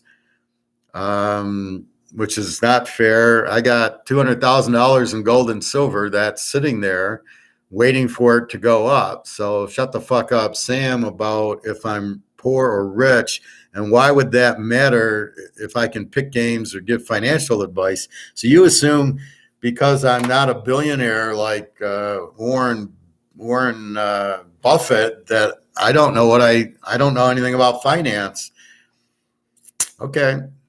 So you continue listening to Warren Buffett and continue. You probably listen to Joe Biden, I had to guess. Vanilla, this game is very interesting, but I honestly think Jimbo wants to embarrass anymore. I just think Alabama is they're going to score on anybody. They're going to score here, and I don't think they really have the defense to stop Mississippi State. Because obviously they didn't have the defense against Tennessee. So I just think this is a high-scoring game, and 60 is not that high. Sean, some people have never heard the word integrity, let alone spell it. Well, again, it's like the kid asking the question. This is the same idiot that asked the question, am I at home or in an apartment? If I was in a mansion, would I know more about money? Would you listen to me just because I'm in a $500,000 house? Well, I was living in a $400,000 house that I had bought when I was married. Now I'm divorced. You got to give stuff to the ex-wife. We're in a $400,000 house. So did I lose my brain that I had at the $400,000 house because I'm now in an apartment because I'm divorced? I got a fucking master's in finance and Austrian economics, and go listen to my economics. What the fuck are you talking about, Sam? People like you add no value to any conversation. So I'm trying to not get too pissed off about it. My fault. I meant Jimbo does not want to get embarrassed anymore and take another LMLS against a real team. Well, he's just mad about losing anyway, Bobby. So he's going to light them up. The question I have is the matchup. Can Mississippi State score on them? And I think they can. I think they're going to blitz them a lot, but Mike Leach knows how to handle the blitz. So I think that what you have is they'll know how to handle it. And I think that they'll be fine. I think it'll be a high scoring game. That's what I'm leaning at. But I think you'll get a great effort from Alabama, which means a lot of points. And I don't think Mississippi State's defense is going to stop them. Derek, wow, again another distraction. Moving on. You're telling me, Derek, these people come at you. I guess it's jealousy. I don't know what else it could be. You met Jimbo Fisher from Texas A&M. Well, that's also. I don't think he wants to lose, but I don't think he can do anything. His quarterback sucks. He's got a good running team. Yeah, Derek, the distractions come in out of jealousy, I guess, because I don't know why you'd make such stupid comment. Not you, this idiot. So, and Raylor, yeah, well, that's why I like the game under. There won't be any points. Okay, let's get back to the real world, but it is frustrating. So, we like TCU. That's our free pick. Pitt and Louisville. We got Louisville -3 up from 1 and 55 down from 57. So somebody asked me about this game, and I said, well, I don't really like again, this is here.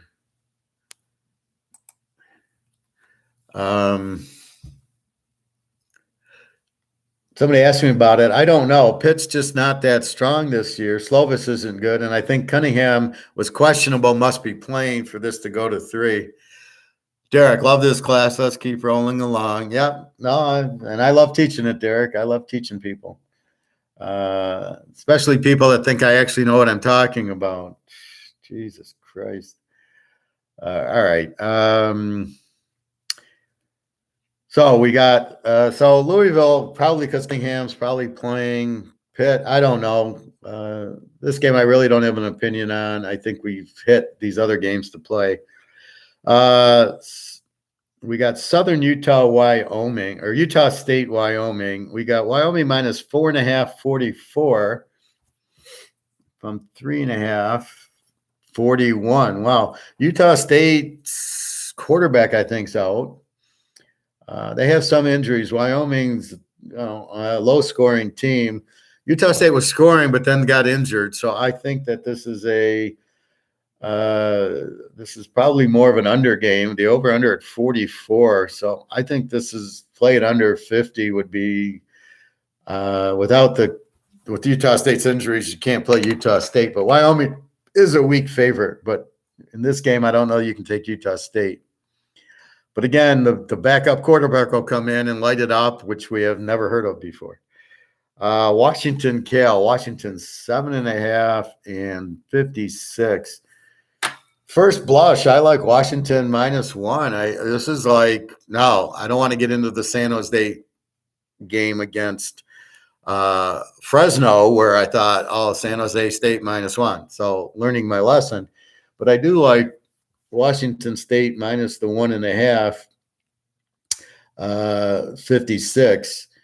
And I think Washington wins the game. I mean, I think they're explosive. I think it's laying 1. I have Washington by 14. Cal doesn't show me a lot. They have a decent defense, but Washington should be able to score on them. I don't think Cal's got a good offense. What did Cal did last week? They're always in this late second pay. Excuse me. Cal.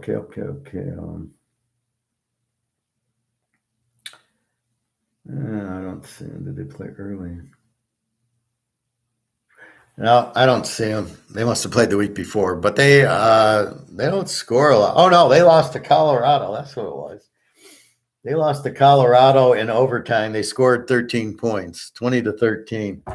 So you just lost to a Z team and you couldn't score. Yeah, I like Washington a lot here now after remembering that. And last but not least, San Diego State 735.5, down from 37. That's a really low under. I like it under.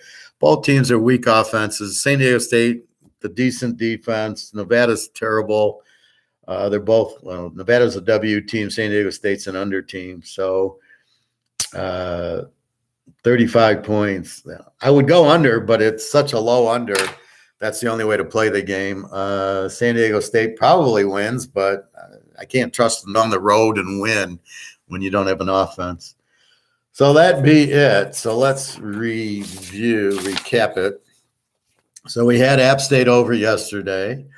I think we go Ohio State under just because Iowa will shut them down a little bit and not score on them. And then does Ohio State – they put up 49 on Michigan State. I don't see them putting up more on Iowa. We like Kent over Akron, minus 18. Indy Rutgers. I think we like Indy plus the 9 as a weak favorite. Kansas Baylor. It looks like the Baylor quarterback. If the Baylor quarterback plays, we go over. If he doesn't, we take Kansas. And as we've seen, Kansas went up against TCU. 38-31. Or was it Oregon State? No, I think it was TCU. They went up against Oklahoma. They go up. Iowa State they beat. So I have no problem taking Kansas in 15. But if the Baylor quarterback plays, I'd much prefer it going over because Baylor will, if he plays, they'll score 40. And all we need is 58, which is 52, which is a joke. So again, we hope the quarterback plays. This is just like last week, right? And then we'll take Baylor. So keep an eye on it. Although I'm surprised the went down from 58. Last week it went because the Kansas quarterback was out. But as I said, the backup's fine. So I don't know. Let's check injuries in that game. But Kansas has looked fine. The backup being he was fine. So in this case, if Baylor's quarterback does play, then bet it over. Houston Navy, I like the over in that as Navy starting to score over 51. 45 is a joke. Cincinnati SMU, keep an eye on Cincy's quarterback, Ben Bennett. He's questionable if he doesn't play. I don't know if you can play SMU under, but since he's an under, good defense. So they will keep the game lower scoring. Clemson, 13.5, 50 against Syracuse. I like this game under. Syracuse, strong defense. Clemson, strong defense. This game will be definitely low scoring. Army, Lou Monroe, 6.5, 55. I was going to take Army. Lou Monroe is not that bad, so I don't know what to do with this game. I'm leaving it alone. Duke and Miami, another one of these. This is just like the Alabama game. Miami minus 9, 58. Do I take Duke in 15 or do I take over 52? I don't know at this point. Duke looked very strong against North Carolina. They'll score on Miami. They don't have the greatest defense. It should be an over game. I'll look through the past scores, but I think this is an over. Duke's got a good quarterback, and we know Van Dyke's very good, which probably leads us to an over 52, but we'll see. Toledo 7 over Buffalo 57. I like this one over. Again, watch the weather at the lake. It's in Buffalo. Bowling Green Central 6.5. I can't play them. They just don't look good. Maybe it's a Bowling Green, but they're kind of weak. So this is kind of a no-play game. Northern Illinois 3 against Ohio, over under 65. I like this game over as both are pretty explosive teams. Ball State 2 over Eastern Michigan, over under 58. I like this game. I like Eastern as the dog getting 8. They're a pretty strong offensive team. Ball State's not that strong, and they got crushed by Tennessee week 1. So now you get a method of my madness, right? I know Hooker, and I know he's a good core, and I know they're explosive. And week 1 they get Ball State, and we lock it. And that's why I already knew Hooker was good. I didn't have to see the Alabama game to know he was good. I knew he was good up front, and I know they'd be explosive. And I like Josh Heupel. The coach is a very offensive coach. So that was the reason week 1 why I locked Tennessee. And now you can see that, oh, yeah, Hooker's is a good quarterback. And now that makes sense now. Notre Dame 27-47 against Vegas. I think Vegas's quarterback's out, so I don't see what they're going to do for points. Notre Dame's got a strong defense. 27, we tease it to 21. they're going to want the leprechaun all over the place. So I think Notre Dame gets okay, we're going to pound the weak team. I think that's what happens here. I think they just pound Vegas. West Virginia, Texas Tech, 6.5, 65. The West Virginia team I saw beat Baylor 43-40. I really like. So if that team shows up, I like the 12.5. I got to check for injuries, but if there's no, and I didn't see any, but the line jumped. So I got to see that, but it could be an over game also as Texas Tech scores and West Virginia. You put up 43 on Baylor, you did something. So that's why I like the over in the Kansas game, because if West Virginia lights them up, Kansas will light them up. Rice 357 over L Tech. I have no comment on this. Maybe L Tech and 9. Rice, I don't know what they are. I got them as over teams, but last week they didn't play an over game. So let's maybe take L Tech and 9.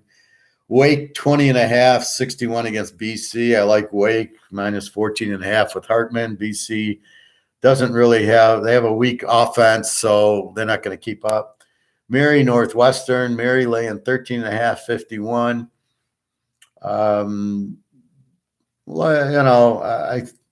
If Tagliabue plays, I like Mary to kill him. If he doesn't, probably becomes an under because then they won't score. Northwestern's terrible, so that's how I look at it.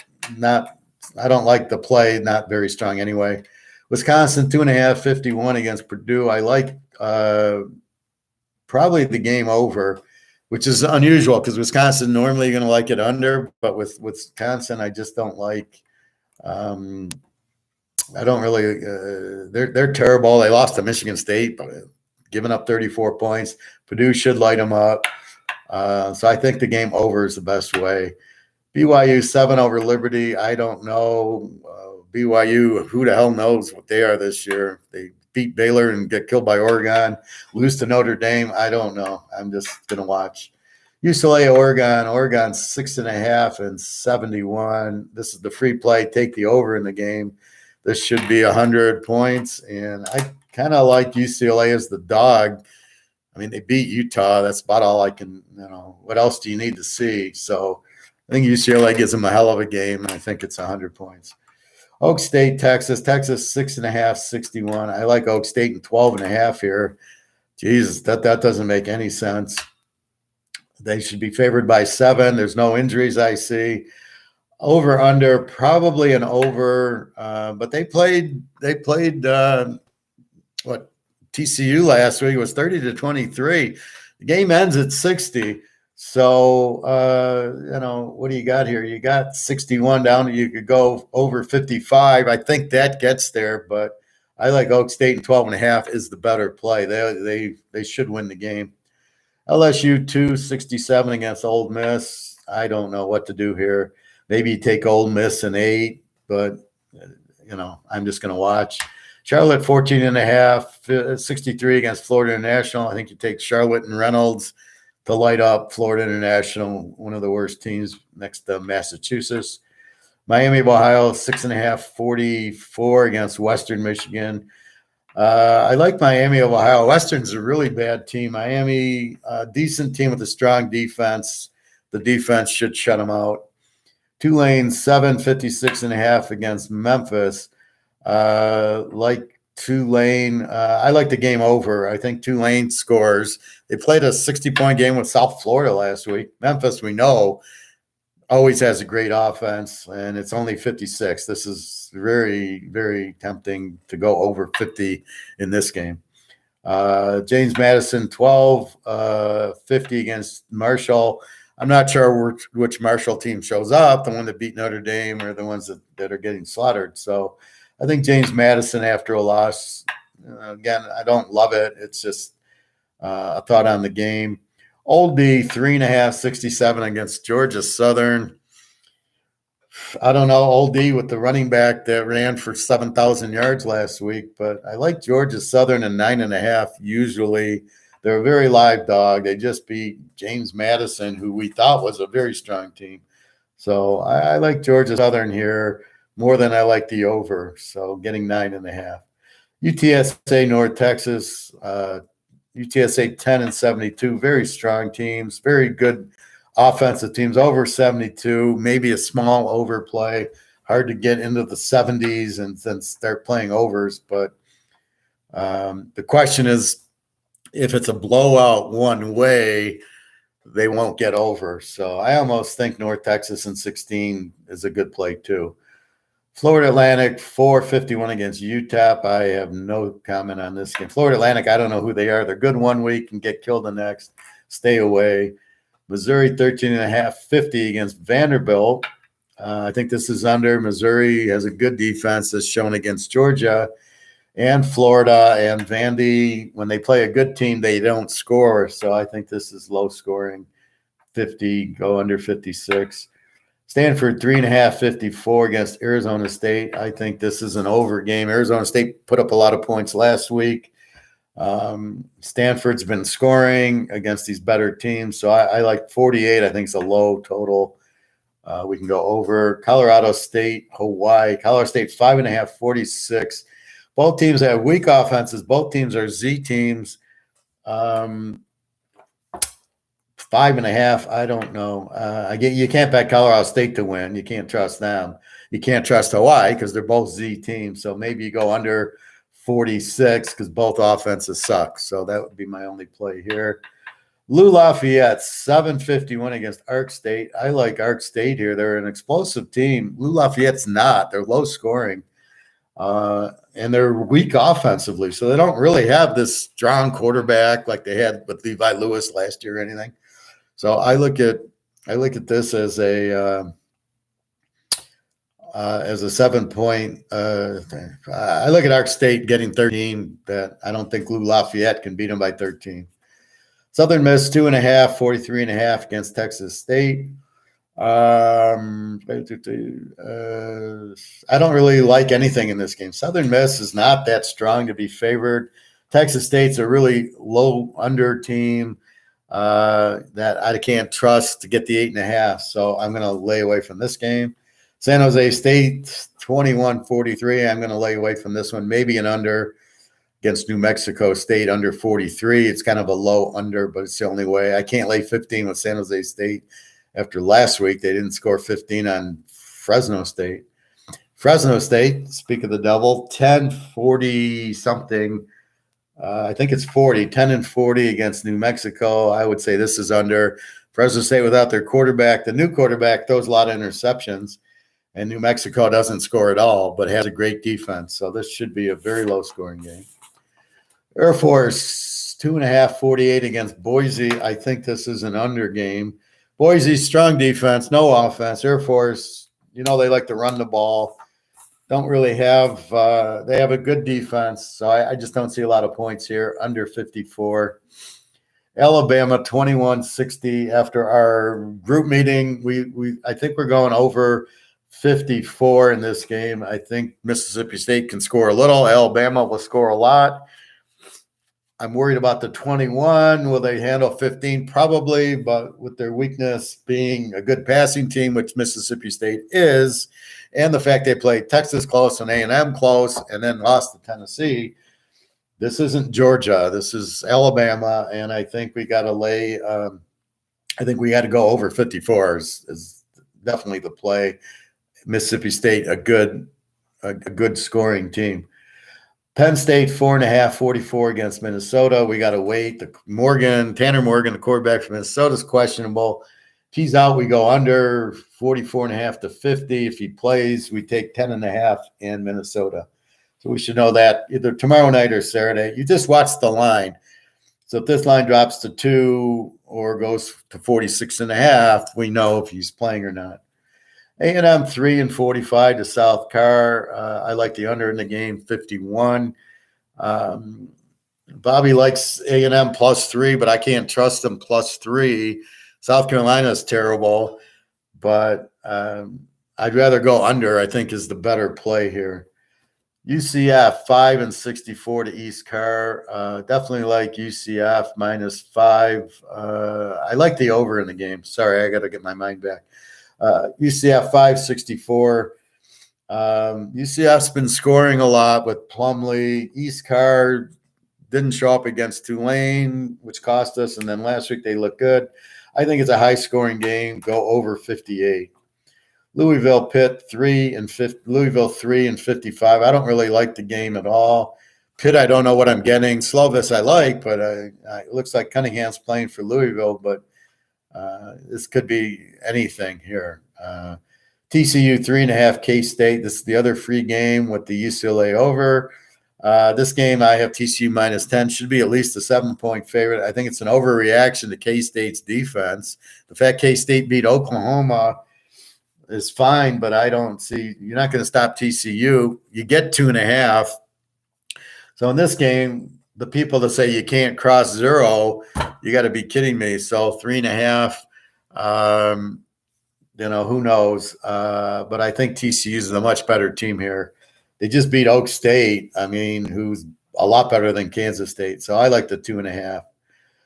Oregon State 24-50 against Colorado. Oregon State, strong defensive team. Colorado's a Z team. I don't look for Colorado to score. I look Oak State, change quarterbacks. Chase Nolan hurt his neck. Seems to be okay. But I think under 56 is a good play here because I don't think Colorado scores. Wyoming 4.5, 44 over Utah State. Utah State's got some injuries, so I don't like them. I think it's an under then, since Utah State probably won't score, under 50. Wyoming's very weak team offensively, decent defense, I think, but they're a mystery too. Washington 7.5, 56. I really like Washington here after talking it over. Down to 1.5. Cal lost to Colorado. Seriously.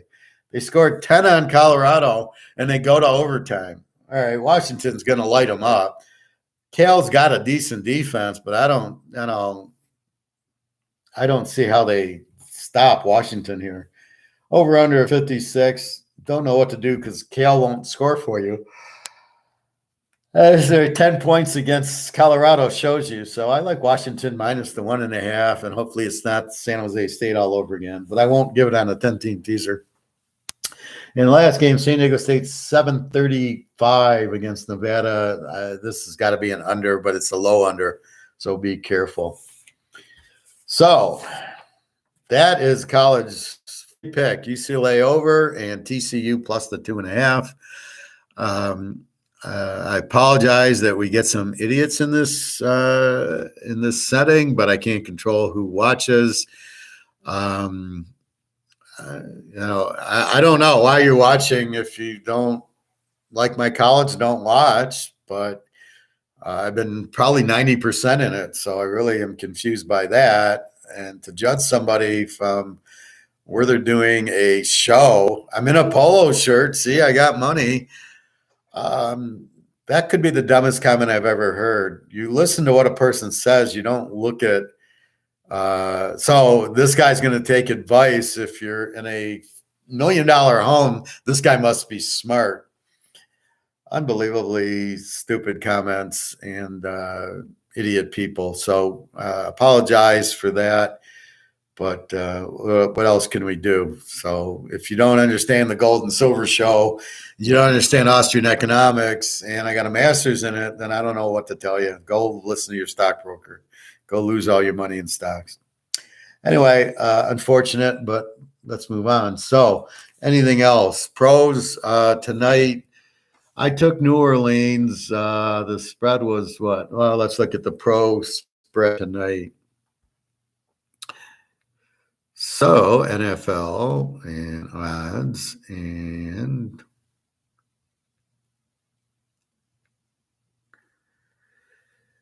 we got Arizona 3 and 44.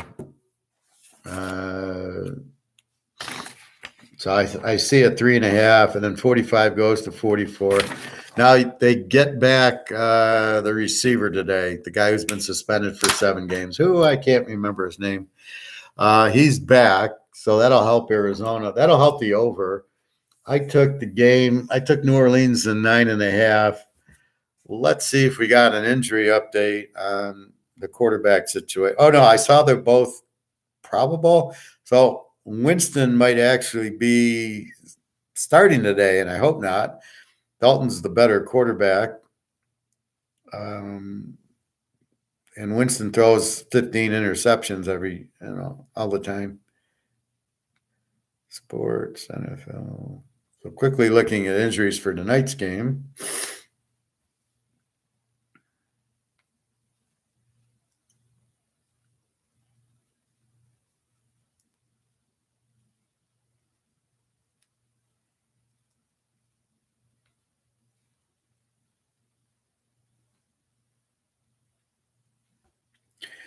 All right, so we look at Arizona.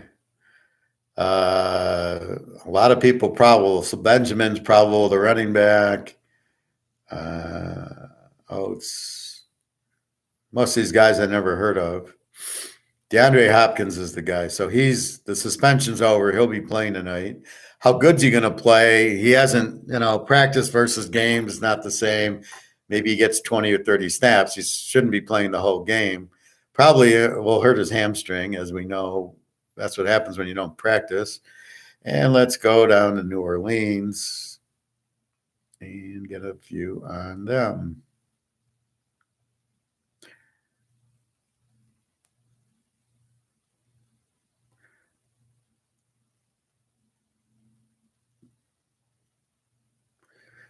New Orleans. Okay. Ingram, the running back from Alabama, probable. Winston, probable. Dalton, probable. So we got both quarterbacks probable. A guard's out. Lattimore, he's a good cornerback. He's out with an abdominal. Jarvis Landry's out. Thomas is out. So the receivers are out. Olavi's going to play. He's probable with a concussion. Let's see. Some more wide receivers out I never heard of. And that's it. So you're probably going to get Winston, but I still like New Orleans. And then Arizona gets their wide receiver back. So I took the 9 in New Orleans tonight. They seem to score, and Taysom Hill comes in. They just seem to score. Arizona's terrible as a home favorite. Play against Arizona, home favorite, 13-2. New Orleans, they score a lot, and so so I took them. I got New Orleans. Derek, class is out. Few distractions, but the professor then train keeps rolling. Great class. Until next time. Awesome class. Thanks for your help. You're welcome, Derek. That's what I'm here for. I'm here to teach. Again, I apologize for idiots joining the class, but that's all you can do is just really, I should have not responded and just deleted them. I'll do that next time because that's not fair to you guys. That's just wrong. Anyway, any other questions, comments? Money management, make sure you quit a winner. Gold and silver, as we know, is going through the roof. BRICS countries are backing their dollar by gold. The U.S., I don't know what they're doing with interest rates. That's killing the rest of the currencies, which is what they want. They want to kill the currencies. So Bobby's ahead of the curve also, buying some silver. You got to buy some gold too, Bobby. But either way, as long as you buy any of that and just get out of the dollar is what you need to do. And please get out of the stock market. Go buy your S&P 500. You're going to watch it go to like 5. Are you going to be happy losing all your money? I don't know. See, you can't fall into the trap of these things used to have been happening, so therefore they're going to happen again. You can't do that. Professor, what was the news you heard earlier? Laugh my ass. Read more on it after this. I'll show you. It's our guy from England, and I like checking it in the morning. I must have closed the tab.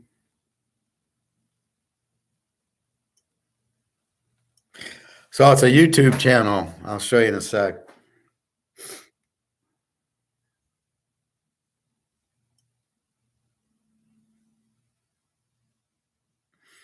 It's these two. This guy's an Austrian economist like me, but he's a banker. And he understands everything. Now he's British, so he gives you the real explanation. A lot of the guys here do not give you the real explanation because they're American and they are scared to say this and that. This guy isn't because he is European. Can you read that, Bobby? Can you see what they are? But these are the two I watched, and it's going through the roof. So do you have it, Bobby? Gold and silver rally is here. If you just type that in, and then silver runes to be yanked out. So he's talking about the derivatives that they're all going out. So just an FYI, I do listen to other economists, but I know what they're talking about. If you watched it, you might not understand it because he talks in economic language, but I understand it. So let me know if you need it up again, Bobby. But those are the two videos, and it'll explain everything. And just get the fuck out of dollars is all I can say. I mean, I think I have $3,000 left. The rest is gold, silver, stuff like that, and all my baseball cards. Well, let's look at Bobby. Let's look at your value. You wanted to look at that. All right. Let's see what Bobby Vanilla's rookie card is going for. Maybe it'll surprise me. Maybe I'm holding on to a $20,000 card that I don't realize. I do have it somewhere, but it's never had a value, so I've been okay. Bobby Bonilla.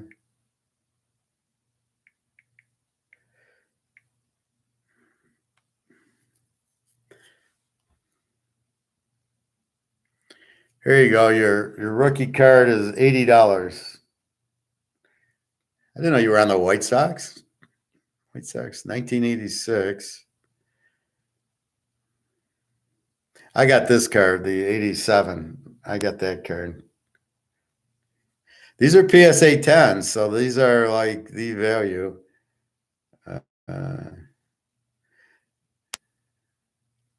Yeah, you know, even the White Sox, and I got a lot of 87 tops of you, but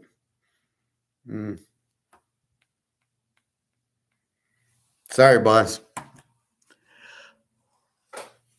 Wow, see, that's the difference now.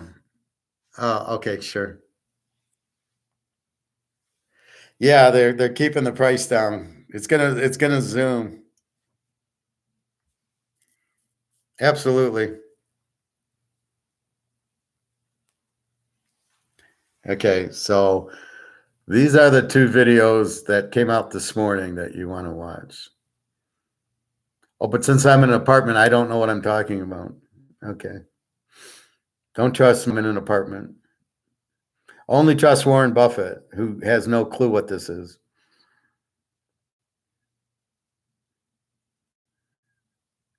This guy's lucky I don't play poker with him because he'd be on tilt. I would have tilted him a long time ago. They doing to me like they doing to gold. I wish that's the case, Bobby. I'd go buy your cards at $30, knowing they're going to go to 20,000. Okay. Yeah, you'll learn a lot. This is the guy to watch. He's very good, and he explains. Now he gets a little bit bankish, where he talks about stuff that's a little confusing, but he's very, very good. He knows this is exactly what's going. He talks a lot about BRICS countries. The U.S. has pissed everybody off, so when they raise interest rates, they fuck over the whole world who have to go in U.S. dollars. So everybody's tired of it, and they want to get out of the U.S. dollar, and Biden's pissed them all off.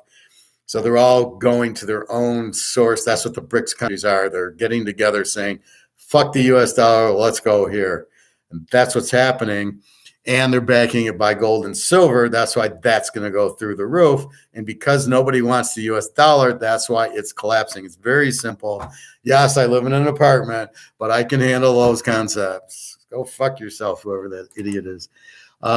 That's what's happening in a nutshell. So keep that in mind. That's the reason of everything happening. So that's why I say just you can't stay in the dollar, and that's why the market will crash, because the dollar's gonna, the companies aren't gonna keep making money, and who the hell are they gonna sell their goods to? If every country doesn't use the U.S. dollar, who are you selling it? You're selling what, to China? You're selling to Europe, Germany? Who are you selling to? U.S. We won't have any money. We're in the middle of a depression. It's going to make 1929 look like a holiday. So anyway, sorry I'm upset, but I have a hard time dealing with idiots. Anyway, so any other questions? I bet that guy's saying, well, I think it's pretty obvious because he looks good and he lives in a mansion, so I would vote for him too. I mean, that's the perfect analogy to it, right? He's got 5 mansions, so Biden must be smart. I mean, that's about what the thought is, right? So you're judging a guy based on where he lives, how smart he is. Because if I was really smart, I live in $1 million house, I guess. I did. I lived in a $400,000 house. I got divorced.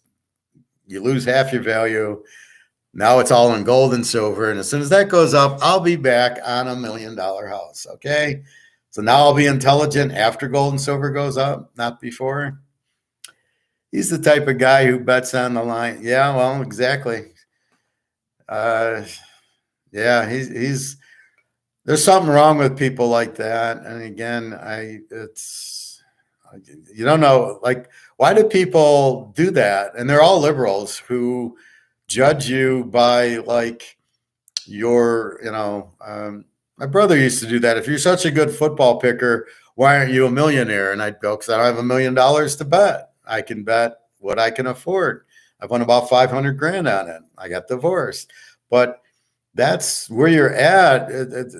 Because how much money I have doesn't mean I'm good or bad at anything. And I love when they judge you like that. Like, oh, well, if you're so good, you'd have $1 million. Well, why does that have to even come into it? How rich you are determines how you are. In your case, Bobby, because you're a great baseball player, you did make money from your skill set, right? So you could say you're a great baseball player, but you never made the major leagues. Doesn't mean you're not a great baseball player. So you did make money off of it, but you could say it without even playing Major League Baseball. You could say, oh, I'm a great baseball player. And you are, but so I really don't. What the fuck doesn't matter? It's just so stupid. He wants to take advice from his 18-year-old buddy who drives a Mercedes that his parents bought for him. Yeah, exactly. All right, let's stop giving this guy any time. But he's blocked, so if he comes back, we won't see any of his stupid comments. So I won't get upset, and I won't waste your time. Anyway, so any other questions or comments? So the free pick is. Go over in the UCLA Oregon game. That seems like a natural. And we'll take 10 at TCU. Watch the quarterback in Kansas. When we do NFL tomorrow, if I see something, I will note it. If you're a customer, I'll email you if I see something Friday night that, okay, we're jumping on Kansas over. Right now, if he doesn't play, I'll take Kansas in the 15.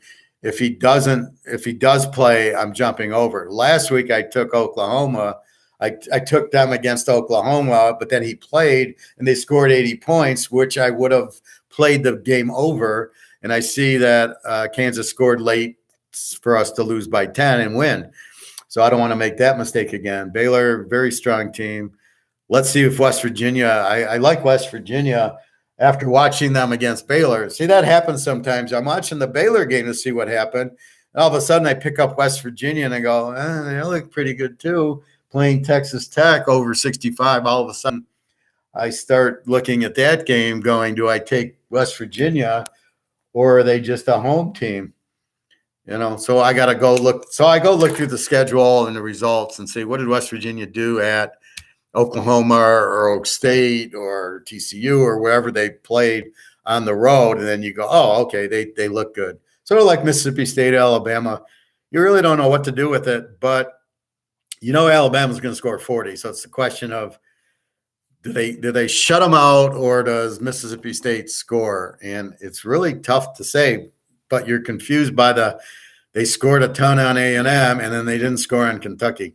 So that's really what drives you crazy is how do they score on A&M and then they don't score in Kentucky? What are they going to do against Bama? So I just think when Alabama's pissed, they're going to score. I guarantee Alabama 40 points in this game. So we just need to find two touchdowns to Mississippi State to get over 54. Not even that. We probably need 10 points from Mississippi State because we're going to get 45 from Alabama. That I guarantee. The quarterback looked good against Tennessee when they were down, and believe me, now they're after the loss. They know to make the playoff, they got to win, even though they look like shit. Against Texas and A&M, they look like shit. So they're not a play. Georgia's so much better than them. Anyway, I guess that's it. Anything else? You're liking LSU. I have a hard time. I don't know who they are. I love Bote, the best wide receiver in football, pro or college. They're laying 2, 66. Do you like them just laying 2 or plus 4? Or Mississippi's not bad. The question is LSU's defense. Mississippi runs the ball. So the question is Mississippi going to run it down their throats, or what do you think is going to happen there? So if it was a night game, I'd like LSU more. I don't like these 3:30 games. But Mississippi can score, and unless there's an injury I don't know about, well, they're a strong running team. So that's all you need to know is LSU's defense stop them. And LSU got crushed by Tennessee, but then they beat Mississippi State. So I don't know what LSU team comes up. I thought it was a 3:30 game. Did they change it? Because I looked at it at 3:30. So make sure it's at night. If it is at night, yeah, I'll take LSU with you. But if it's afternoon, I don't like it. I don't know, Bobby. I saw.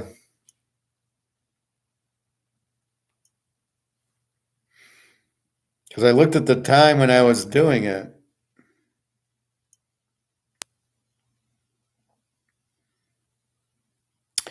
Let's see.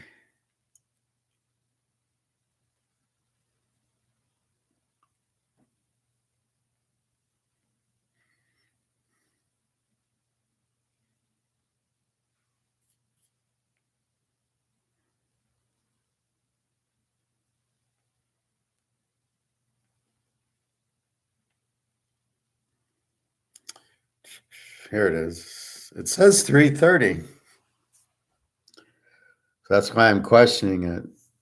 I think I can read that. Yeah, see, 3:30. So I don't know why you're seeing it at night. I see it at 3:30 on CBS. So maybe you saw it at night and it went. Okay. So yeah, they're much better at night than they are during the day. They're all drunk. Well, sometimes they change the time of it, or sometimes they want to put a different game at night. Like I think Alabama is the night game. Yeah, I think they win it too. I'm losing battery.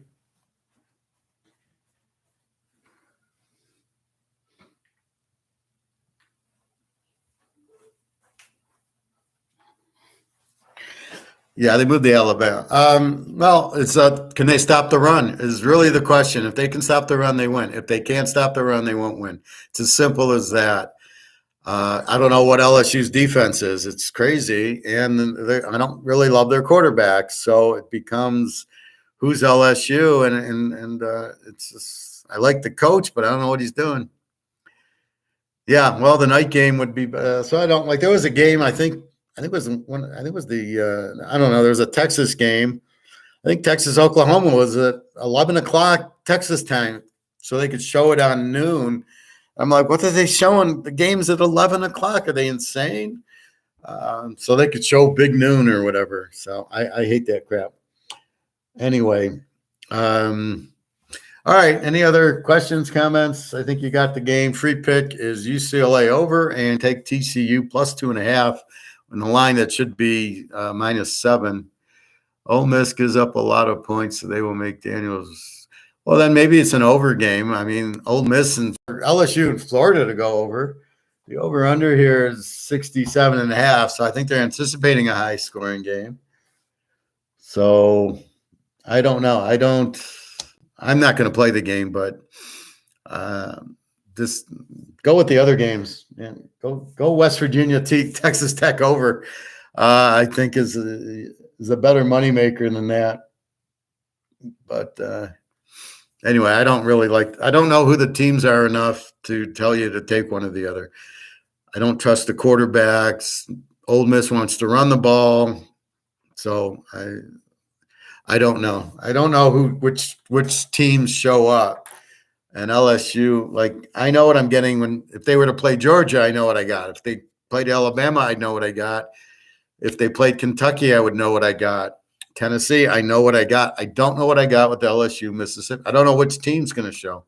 That's the problem with it. All right. Anything else? I think I'm going to have some lunch, dinner, clean up my humble abode, and have some dinner. All right, everybody. Well, I'll be on tomorrow with the pros. Again, tonight, I think I'm taking the New Orleans in 9. I think although I would have preferred Dalton as opposed to Winston. It's amazing how stupid these coaches are. Like if Dallas goes back to Prescott, you're like, what the hell are you doing? Why would you go back to him when Cooper Rush is much better of a quarterback? So all we can do, and the same thing with New England. If they go back to Mac Jones, my God, what are you doing? Are you insane? Then they'll lose, and then they'll go back to Zappe, and you're like, what the fuck are you doing? So that really puts a crimp on things where I love New England. Now I don't like them with Mac Jones. I don't like him at all. All right. So that's the show. All right. That's class, I should say. All right. I'll see you tomorrow with the pros. Again, www.teaserking.com. If you want to do 4, 5, 10-team teasers, I get 20%. You get the picks. If you're going to sign up, $100 for the week. www.teaserking.com. You get my email if you want to email me. You're welcome, Bobby. Welcome. I'm glad you're here. We'll try to get your baseball card higher in value. In the meantime, go buy Mantle cards or Tom Brady cards, and then we'll buy gold. You got to buy gold. If you love silver, wait till you buy gold. It's something about the look that it's indestructible. So you don't have to worry about fires or anything. All right. Have a great day, everybody. Good luck tonight. www.teaserking.com. And you can get my email if you want to email me. All right. Take care. Thank you very much.